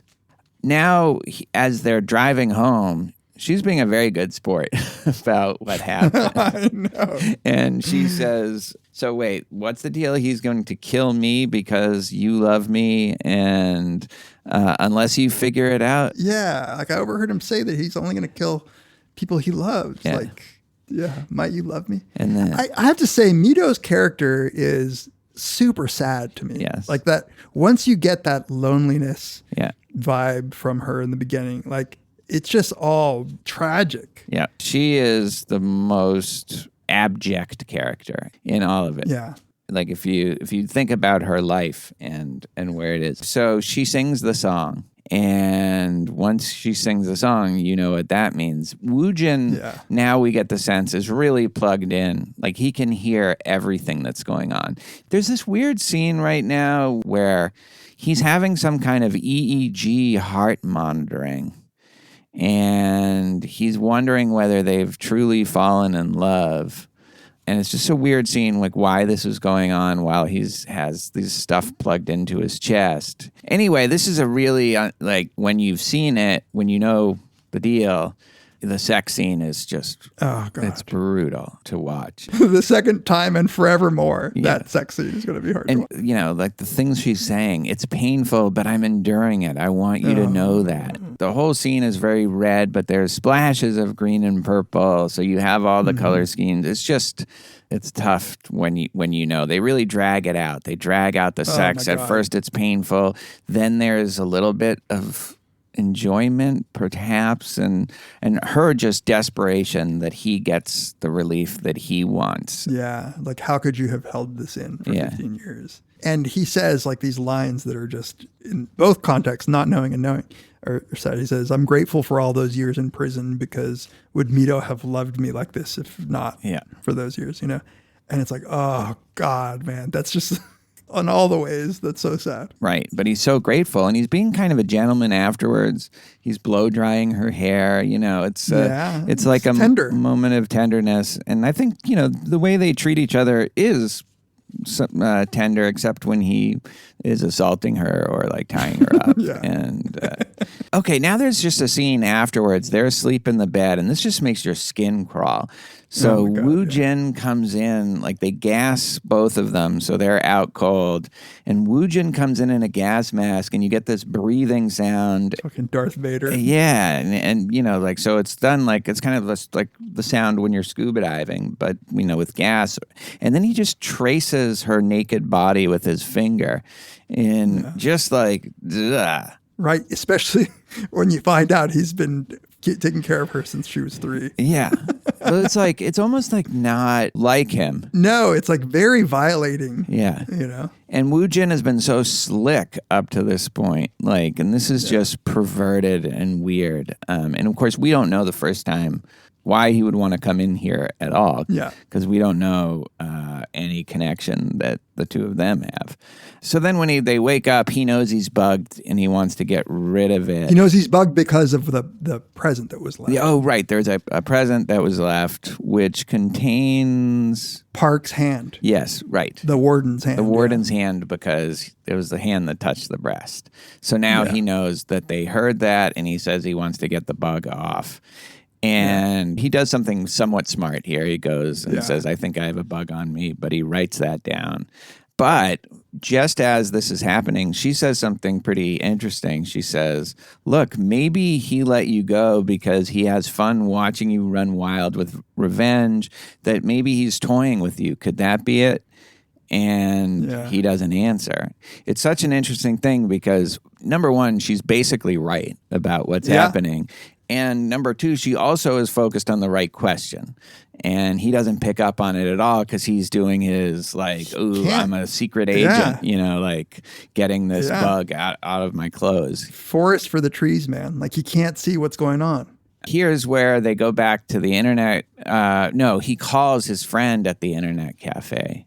Right. And Woo Jin is there. The way he's tracking them now is his only way is through the friend. And here's where you find out that Woo Jin had an older sister. She went, the story is she went alone to the dam and fell off a bridge and died in the river. Rich family, but the friend said also total slut, Multiple times. Just like full on, remember, primary thing is she's a fucking slut, Yeah, exactly. That's the main takeaway from this phone call. Exactly. Is how much of a slut she was. And he does suffer from that. And here's another case where that kind of perfect control that Woo Jin has, it slips a little bit. I think he's genuinely loses his composure here and stabs him with floppy disk. I think. A CD. CD, yeah. He snaps a CD. Yeah, and that's right. Fucking goes crazy on him. Yeah, but I think he says to Oh Dae-su, I need you to know that my sister was not a slut. And also that it's your fault that I'm killing him. Again, that's just not part of the plan. I don't think that he would do this. He deviated from script. Ji-hwan, right before he gets attacked, says, the last thing he says on the phone is, after he's telling him about the sister, he says, didn't you also? And then that's the last thing he says, which, he was starting to connect the dots. Yeah. So while he's on the phone, they receive a flyer, as this is happening, as Ji-hwan, his friend, is getting his ass beat and killed, he gets a flyer in a purple envelope with that Scissorhands Cafe or whatever. Oh, right. Salon, I mean. Yeah. So again, he's just getting fed the next clue. It's like a scavenger hunt. Yeah. Meanwhile, Woo Jin goes back to his penthouse suite. And here's where Oh Dae-su makes, and I don't know if this is a flaw in the movie or maybe it's just I need to work it into my interpretation, but he makes a pretty indefensible decision here, which is, okay, now that we're hot on the tail of this guy, I need to keep you somewhere safe. So I'm going to go back to the prison where that warden is, whose teeth I forcibly removed and tortured, because that'll be the safest place for you. Because the rationale is he'll be so consumed with revenge for his hand that it'll be a common enemy, right? Yeah, and I'll give him the ring back and we'll be fucking square. Yeah, right. It's so stupid that it almost seems intentional. This is some way that his psyche is trying to bring this tension to some kind of resolution or some sort of final battle or something. It is very stupid. And it's a new prison, right? He's set up shop in a new building. Yeah, apparently. yeah. And nicer. Yeah. And the only thing you can think is, okay, this guy hasn't been out in the world for 15 years. If there, he's at least sure that the prison can't be infiltrated easily. Yeah. But and he's right to worry about her safety. It just seems like there's more of a downside to that plan than an upside. Okay, two things. One, we do get here a shot of Woojin in his penthouse, like you said, but it's like a very pretty shot of him doing this stretching. Yeah. With his legs sort of, he's like lying on his belly, his legs are up above his head, and he's crying. Yeah. And you get this sense for the first time, I think, that, like, you know, he's sad. He's a sad guy. And there's some kind of connection that he feels towards Oh Dae-su. Yeah. Like he feels this connection, and every once in a while will make a decision to sort of spare him something, you know? And Yeah. He's not a complete monster to Dae-su. Like, he's wrapped his whole life around it. It's raison d'etre is the French. it's intercut with, so you have this chilly thing of him doing this like beautiful yoga poses, interspersed with Oh Dae-su in the car, just like grunting like an animal. right. Like, so you're really getting this civilized man versus beast dichotomy there. But again, which makes me sort of wonder to what extent they're like two sides of the same person almost. I read somewhere he was trying to like evoke the god Apollo. Yeah. With those stretches. Yeah. Yeah, I mean, it definitely invokes a kind of godlike, and obviously like the class difference of the people in the penthouse versus the people in the beat up car. The other thing I was going to say is that plastic hand that Park has is pretty hilarious too. He's like pointing to his new TVs. Yeah. And it's like Buster from Arrested Development, you know? And so he goes to this place where they got the flyer, and here's where he finds out that there were rumors that Woojin's sister was pregnant. Yeah. So he's like, wait, who told people that? And they say it was his friend, Ju-won, who we know. He was just killed. Yeah. But if the real source was him, was Oh Dae-su. Yeah. So she's like talking to another friend on the phone, and she like has this realization, wait, she says it would have, like, you would know. Yeah. So like she's just like creeped out. I wondered though, like, since Oh Dae-su is supposed to be a fugitive who killed his wife, does she know? Like, is she like, this is supposed to be an old classmate? I think maybe this is like in a totally different part of like a more remote part of Korea, and it's a local story. So but you're right. Also, again, you have this phenomena where you're looking for the culprit, and the person you're looking for is you. You're the culprit. Yeah, right. And he finds out there, Totally. I'm the one that did this. Right. Yeah. And now he's starting to put it together. I was so confused why he was filming the woman's knees. Did you catch that? No. Like, okay, so Oh Dae-su is in the salon and he's talking to that woman, and all of a sudden he's just staring at her knees. And you're like, wait, is this like a Tarantino foot thing? Like, does he have a thing for knees? And then like there's another woman who walks in, right? And he just stares immediately at her knees. And then you get an immediate flash.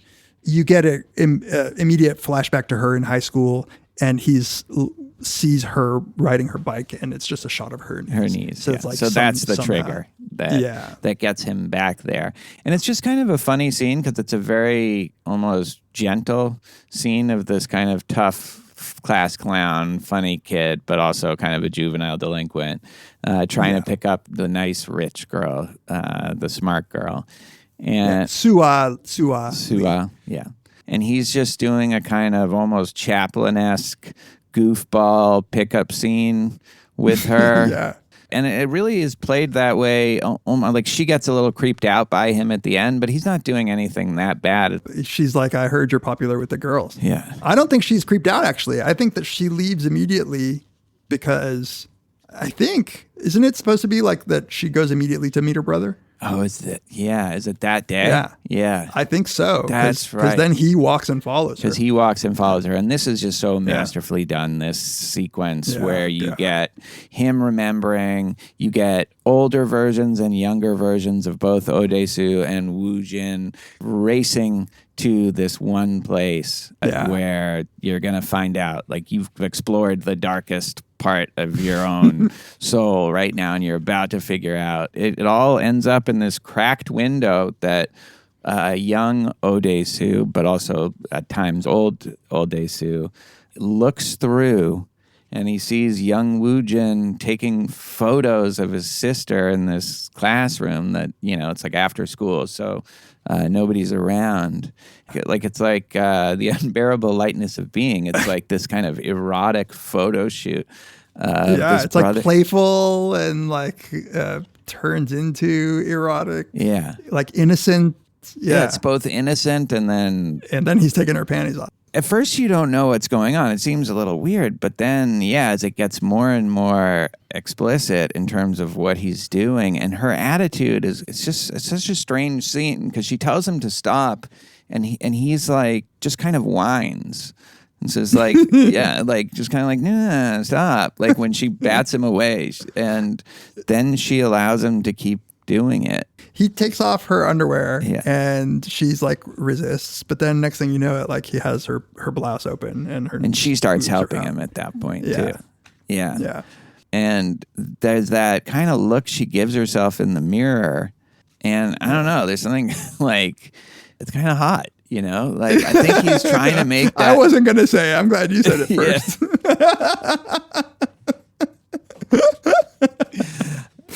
Yeah, no, it's like it's the relationship between them aside. It captures like this like first time like young sort of like horny but, like but with your sister and not his stepsister. Not stepsister. They didn't go out of their way to say. But when she looks at herself in the mirror, you getting something of like what this is doing for her. She gives herself this look that she's turned on by the fact that she's doing this, and she wants to see herself. And then she also catches a glimpse of Oh Dae-su. No, it's great because she's moving the mirror slowly. It's just like a well shot thing, right? Because as she's sort of moving the mirror slowly to get like a different angle on her, boobs and her brother sucking them, then like it moves just to the point where she sees Oh Dae-su's face. Yeah. And that brings the scene to a close. And now he's like, I get it. I know why he imprisoned me. Yeah, his memory is jogged. Like you said, he saw his face. The reason that he knows is because he saw his face in the yearbook. Yeah. And now we get this flashback of him talking to his friend about it. And here's where you realize that at the time, he didn't know that was his sister. He was just gossiping. Right. Oh, I saw this girl I was hitting on having sex with some like young kid. And like the literal day before he's supposed to leave for Seoul. Yeah, he's like moving out. And his friend is helping him move. I watched this with Fly yesterday.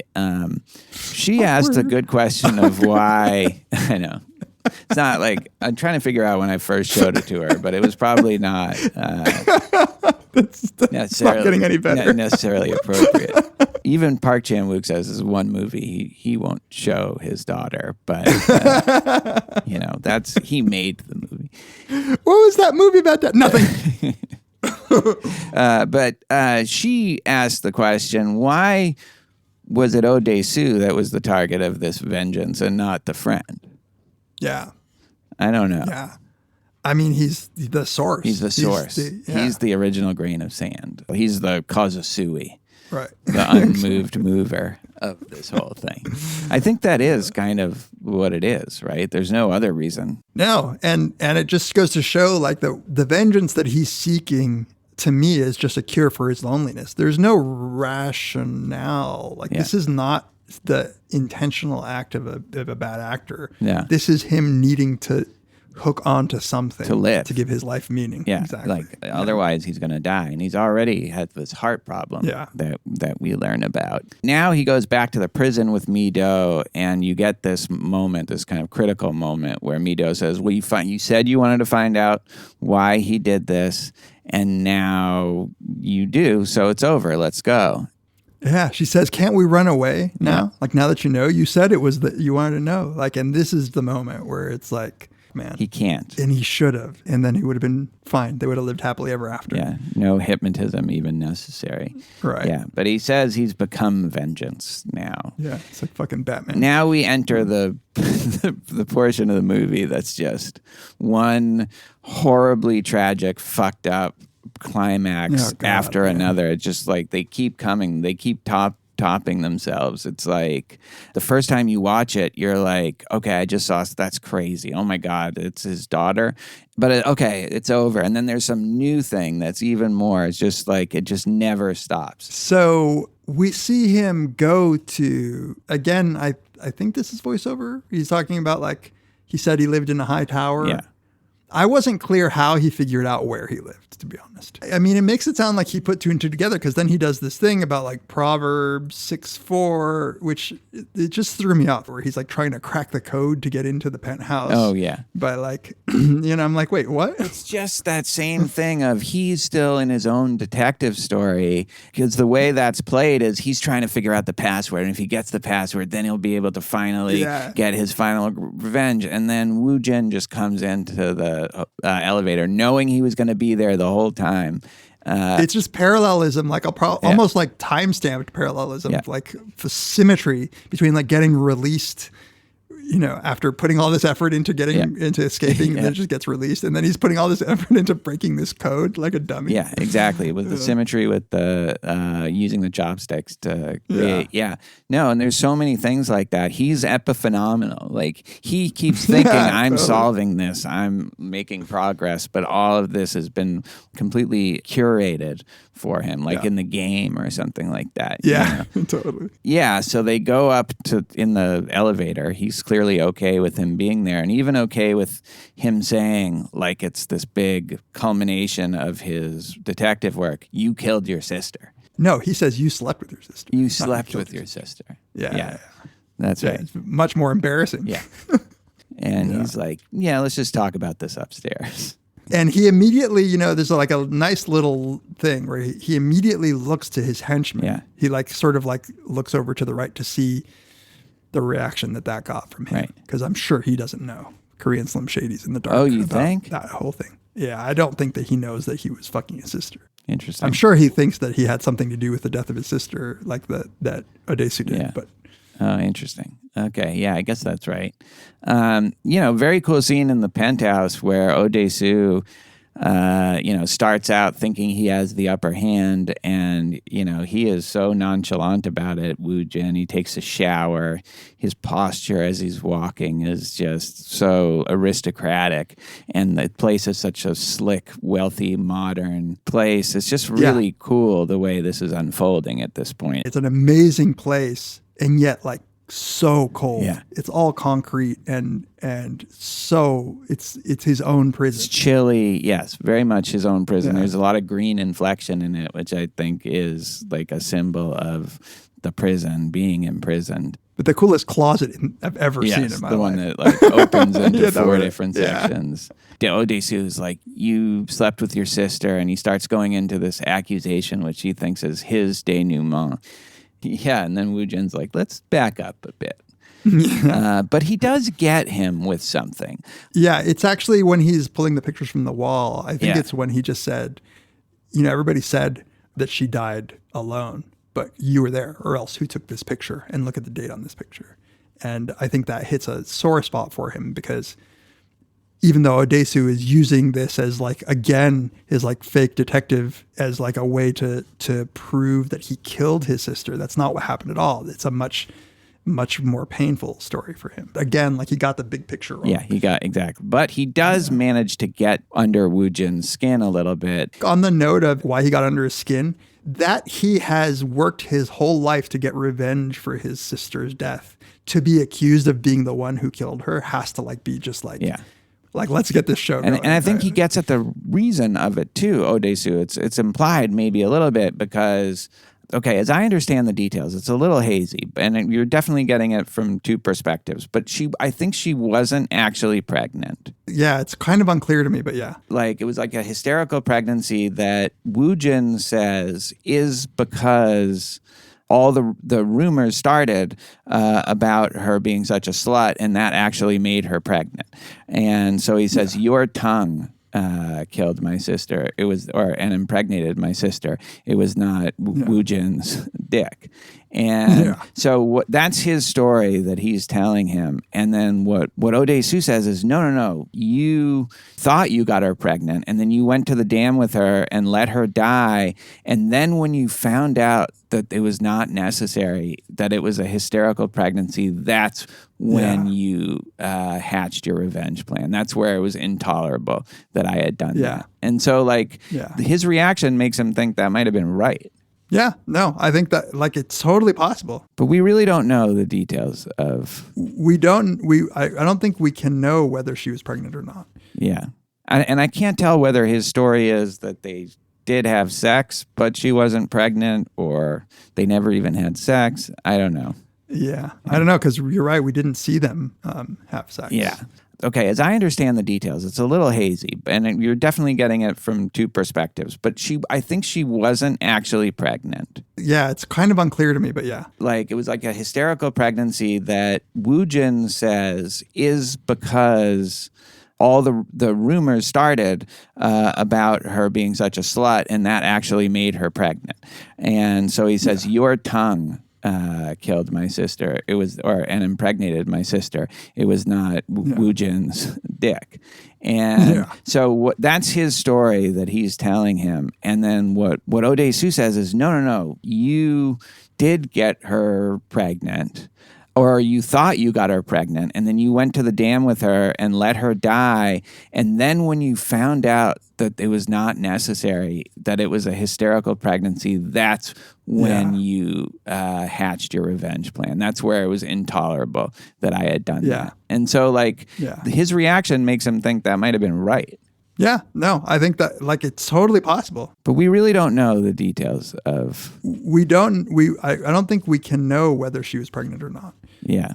And I can't tell whether his story is that they did have sex, but she wasn't pregnant, or they never even had sex. I don't know. Yeah. I don't know, because you're right. We didn't see them have sex. Yeah. So then he shows him the scrapbook. Oh, my God. In the purple gift box. Now you start to figure out what actually happened, and you get the big reveal. The reveal that is genuinely stunning. Like, I had never really seen a reveal like that in a movie before. And like on the second watching today, I realized that in the original news story about the murder of his wife, the news reports that the only thing that was taken was a family album. Yeah, that's right. Yeah. Everything is so perfectly constructed here. Yeah. So I was going to ask you, does that mean that Woo-jin killed his wife? I had always assumed that. Yeah, that Woo-jin had her killed. And here's where you get another laugh in the world laughs with you, weep, and you weep alone. Oh Dae-su goes crazy, fights the henchman. They have a kind of a classic Bond versus the henchman fight. Yeah. It's a very cool shot that, like, it was unclear to me what was happening at first, but from the outside, you're looking at through the window and you see them fighting, and you see henchman, Blondie, like, he gets the best of Oh Dae-su, throws him. Like, kind of easily, and he hit the window. Yeah. And then that weakened the window, and the window. And here's where, like, the green light is just saturating right now in here. And it's actually Woo-jin who finishes off the henchman. Like, he just shoots him in the head because he's just impatient to carry out the plan. Yeah, it's fucked up, man. I was like, I thought that was your boy. Yeah. And I like the shot of him, like, he wipes his blood off his eye from the henchman's blood, and he's like annoyed. It's like, I shouldn't have to do this. I'm like rich, you know. Then he kind of launches into what I think is a very reasonable critique of Oh Dae-su's decisions, and in particular stashing her in the prison and saying, like, you can't protect the people. Like, that's, in fact, all you do is put them in harm's way. You did it with your wife. Now you're doing it with your daughter. And it's like, this is why I think this is like deep guilt that is being made manifest. I don't think that we mentioned it, but one of the things that he says early on in that one scene in the adjacent apartment, it was that the deal was if he can figure out why he was imprisoned, that he will kill himself. Yeah. And if not, he's going to kill Mito. And so he knows that that's on the table. Yeah. Right. Like, and he's seen him kill his own, like, you know, he knows that she might be dead. But, like, her knowing might be worse. Yeah, exactly. And then Oh Dae-su realizes, oh my God, like, you're going to tell her. You're going to either kill her or, you're even worse, you're going to tell her. And he tries to do anything to prevent that from happening. And so this is where he's at his lowest. Like if he was at his highest in the fight with those hoodlums, this is his lowest point. He's begging, he's barking like a dog. There is no movie that I've seen groveling make me so uncomfortable and be so just viscerally effective. Yeah, it's very hard to watch, and that's before he cuts his own tongue. Oh my God. Which is like, I think for me, kind of impossible. Abject, like humiliation at the largest, like most tragic, extreme scales. And I don't know, Woo Jin, does he show a little compassion here? He says, tell her not to open the box. I think maybe he does. Yeah. Oh Dae-su does that thing that he does in the opening scene, which is he's like, please, please, no, please, please, no. Like, I'll be your dog. I'll kill you. And then I'll kill you and I'll chew up your body. And then just like, no, I'm sorry. I didn't mean this. Like, but he confesses that he's committed a terrible sin to him and his sister. Yeah. And I do think that, and at least my interpretation is that did make a difference. Yeah. Maybe he's moved enough to at least spare him the knowledge that his daughter is going to find out about this. Yeah, now that I think about it, dude, like it makes sense because I think this is just always part of his plan. Because the way that he's really testing Oh Dae-su is like afterwards. Yeah. Okay, well, the next thing he does definitely isn't compassionate. So this was set up earlier, but he had this thing that would stop his heart, he said.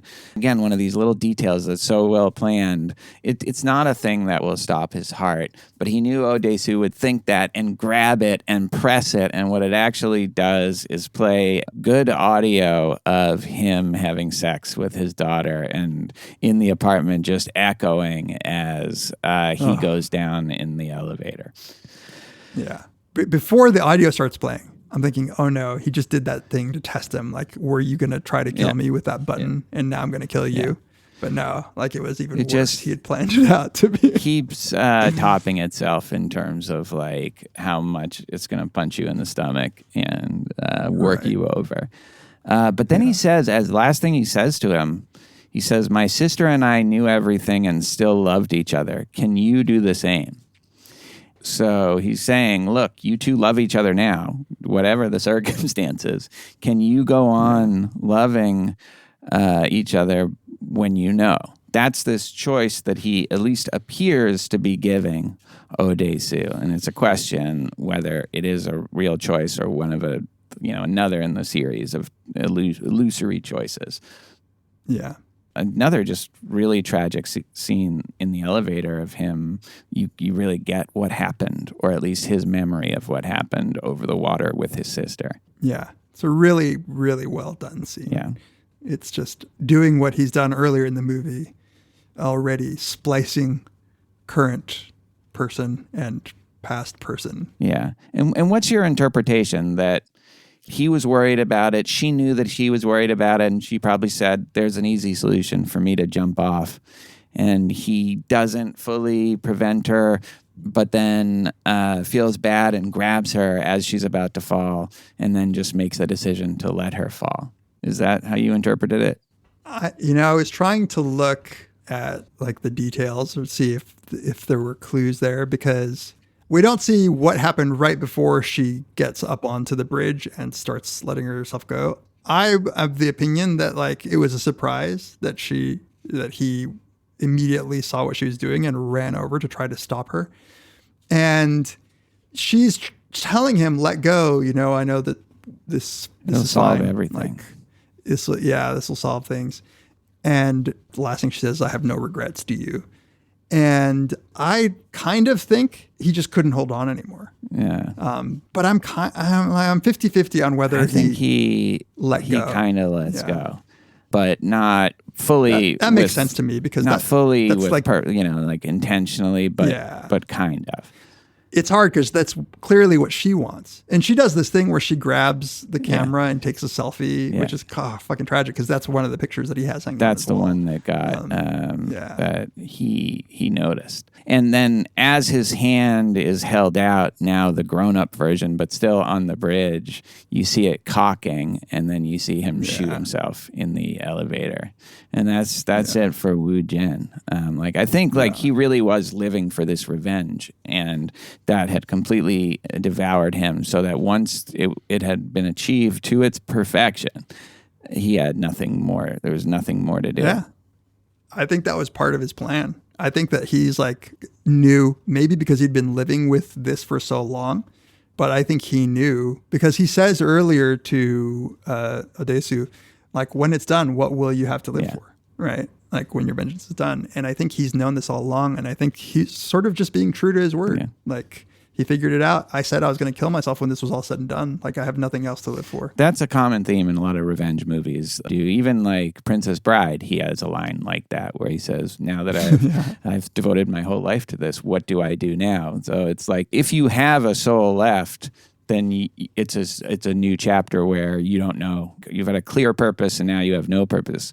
But if you're not, like, he's just a husk after that's done. That was his entire identity was that. Yeah, it's like it's destroyed you or it's birthed a new person that's like completely lost. Yeah.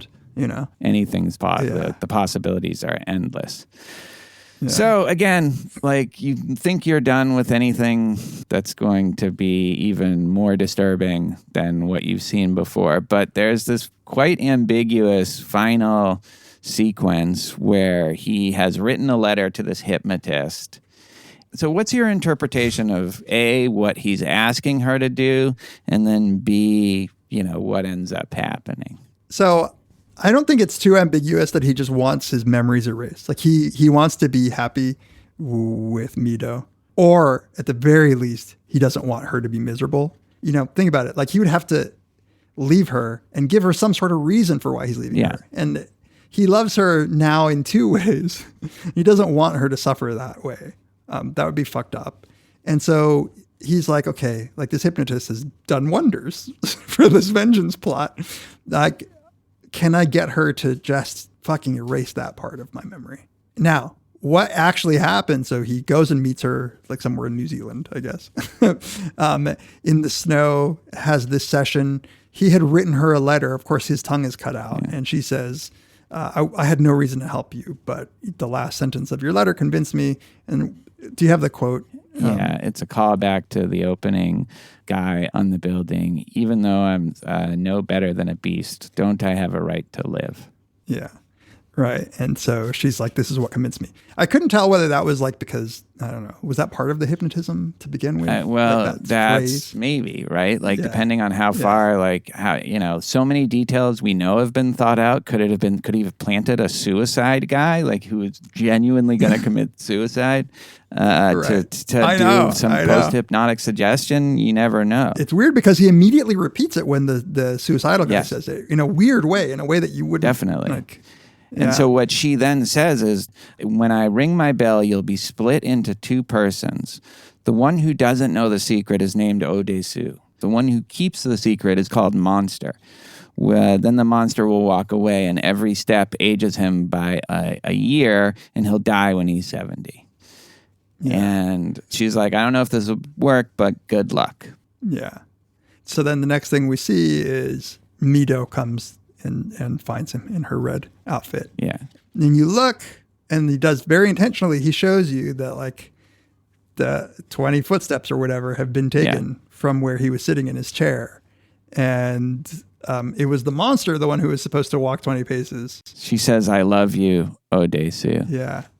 And then he smiles, and that smile turns from like maybe a genuine one into like the most fucked up grimacing. Yeah, like, that crazy smile of smile. The madman in the prison. Like I feel like within the text, it's that the monster survived, that it didn't work, the procedure didn't work, or that was the ultimate goal of the hypnotist as part of the revenge plot.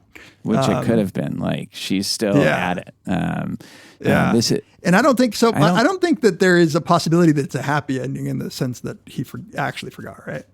Here's what I always assumed. I don't think I knew until looking into it this time that it was people viewed it so dichotomously. Like either he was Oh Dae-su and he's definitely forgot, or like I always assumed that on the one hand he was released from it, but then when that smile comes, it's like some part of him knows, though, even if he can't articulate it to himself. Right. Yeah.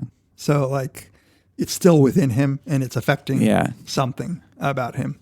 But, if I'm to take it like you can't say at face value because of the ambiguity. But if the monster was supposed to have died, like actually died, Yeah. then it shouldn't be surviving even in his like deep unconscious. No, right. mind. Which is why I think, and I don't know how literally we're supposed to take that, but it does seem like it's played that he either did one or the other. It's not clear at the end with his smile. It's not clear from the 20 paces. Like, it's deliberately left ambiguous. I think the messages were both of these things, though, you know? Yeah, I like the thought that it was actually the final step, the posthumous revenge, the last step. Like, you're always going to know, dude. That's the real question. The real question now is, can you live with it? Yeah, that's right. Which he did say, you know. Yeah. But I do kind of feel like he thought his revenge was already over when he shot himself. So Yeah, maybe, but he's like so fucking tactical the whole time that, like, you know, even if he was satisfied by that last moment before he shoots himself, he could have, like, at some time. Right. I kind of like that more. It's a real choice he's offering Oh Dae-su, because he does feel some kind of connection to him. They're both been completely consumed by this mission. Like, incest is the tie that binds. Like, It's a club. No, yeah. Like, it was only when I watched it, like rewatched it right before we recorded, that I was getting these vibes that, you know, you could do an interpretation where this is one guy dealing with a, only partially repressed memory of some kind of incestuous relationship with either his daughter or his sister.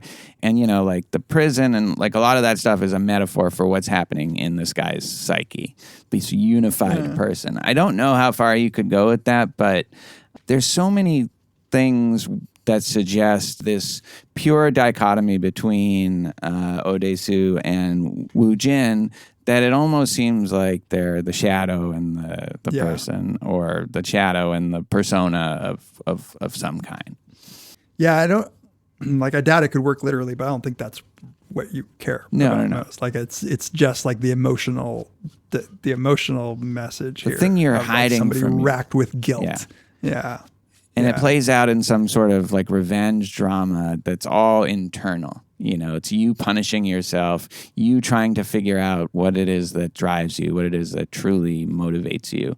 I might find that more interesting than just the idea that revenge is all consuming, which, you know, if I had like a thematic issue with it, is like the stuff about revenge isn't necessarily the most interesting part of this movie. Yeah, no, as opposed to the absolutely. first one, where I think it does raise a ton of interesting questions about revenge, but this is less about that, I think. I think so too. It's what moves the plot. Yeah. Right. It's a MacGuffin. Yeah. It's what, like, right. Revenge is a MacGuffin. It's nice. Yeah. I don't know. Just playing around with it. Like, maybe he was an asshole who left his daughter when they were 4. Yeah. Actually, you know, or who molested his daughter and left her, and has been racked with guilt for 15 years to the point of having like a break. Yeah.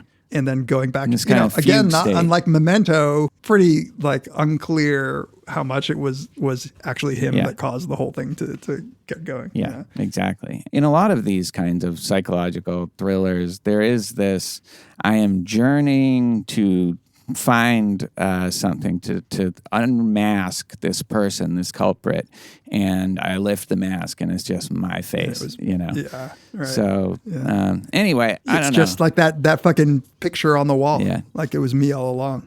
I mean, the amount of like mirrors and shit that are in this, like, reflections is that much is clear. And like whether or not like it could be literally understood this way, like thematically, they are, I think, so they're twins of some sort. Like they're, you know. But one twin is just much better at his job than the others. Although he has privilege and advantage on that front. You know, there's the scene. It's like Clouseau like. It's like, remember in The Big Lebowski when he thinks he's about to solve like who he's the mystery of who this guy was talking to on the phone, and he goes and he shades in the paper and it's just a dick. That's the levels of competence as a detective that Oh Dae-su has, even though like we're with him. Oh, last things, when he says at the end, your mistake wasn't that you didn't find the answer, it's that you're asking the wrong question. The question isn't why did I lock you up? It's why did I let you go? That's the key question, right? And I think it's a crucial line in this whole movie is asking the right question and what happens when you don't do that. But it works so well because the first time I'm hearing that, like I was like Oh Dae-su. Like I was just focused on, well, why did this guy put him in prison? I'm following that mystery. But like as he says that, I'm like, oh, that's actually a really good point. You know, that is probably the more pressing question, you know? And I just think that that's so skillfully done that you can get the protagonist who's a bit of a buffoon or at least a manipulated puppet, put the viewer in there without feeling totally stupid either, or feeling like you were, I don't know, played with, or it's cheating or something. Yeah, no, you're totally right. It's really well done. And I think that part of what makes it work so well is that he was about to escape anyway. Yeah. So like when he gets released, you're kind of ready for him to be out and start his revenge mission, you know? And then there's like these very like local reasons that he gives, like, oh, the statute of limitations on your murder is up, like, congratulations. Yeah. But that's not a reason to let him out, right? That's just, The other thing I was thinking is, well, maybe now Mido is like of age, so he can get the plot going. Well, that's why. That's why did I let you go after 15 years? That's why. Like he had to I can finally get my plan in motion. I've been waiting. I've been watching her since she was 3. He should be asking why, instead of just being so tunnel vision focused on his own revenge. That's the problem. He doesn't have the self-awareness to transcend it and see if there's some larger question that he should be asking right now. Yeah. This is what Park Chan-wook said. Life is the same. How many enigmas stay unsolved because we are asking the wrong question? When the answer is hard to figure out, let us try changing the question and asking anew. I feel like there's a lesson for philosophers and psychologists there too. Yeah, maybe. But that's where like the revenge is the device that can focus this bigger question so well. Like it's an instance in which somebody can become so myopically focused on the wrong question that it ruins their life. And then, did they live happily ever after? It is like, what's the more fucked up outcome of all the possibilities, you know? Totally. It like can't end well, I feel. Like I think he's been driven insane. Yeah. But again, Mido is just the fucking innocent little, like, oh God, man. It's just so terrible for her. She's lost. She's completely lost. And yet, maybe this is the best. She was so lonely, and that's what's so even more messed up is that maybe it is the best thing for her to just keep having sex unknowingly with her father. I'll tell you, as the two fathers of daughters of that exact age. That's true. I think the real answer is don't ask questions. Don't ask questions. Don't eat live octopuses. And figure out like a plan B after you get your revenge, even if it's achieved to perfection. Like next chapter, what color is your parachute? Probably purple, if it's him. All right, any final thoughts? Tremendous movie. Yeah, amazing, incredible movie. Again, would be way more rewatchable if it weren't so uncomfortable, but I think it is. Yeah. For how uncomfortable it is, it's really rewatchable. Yes, because it's so fun. Like there are parts of it, it moves, it's pacing, it's electric, it's beautiful. We should do Sympathy for Mr. Vengeance sometime. Yeah. All right. That's it from here. Join us next time on Very Bad Wizards. The Gleaning Boss has spoken. Pay no attention to that man behind the curtain.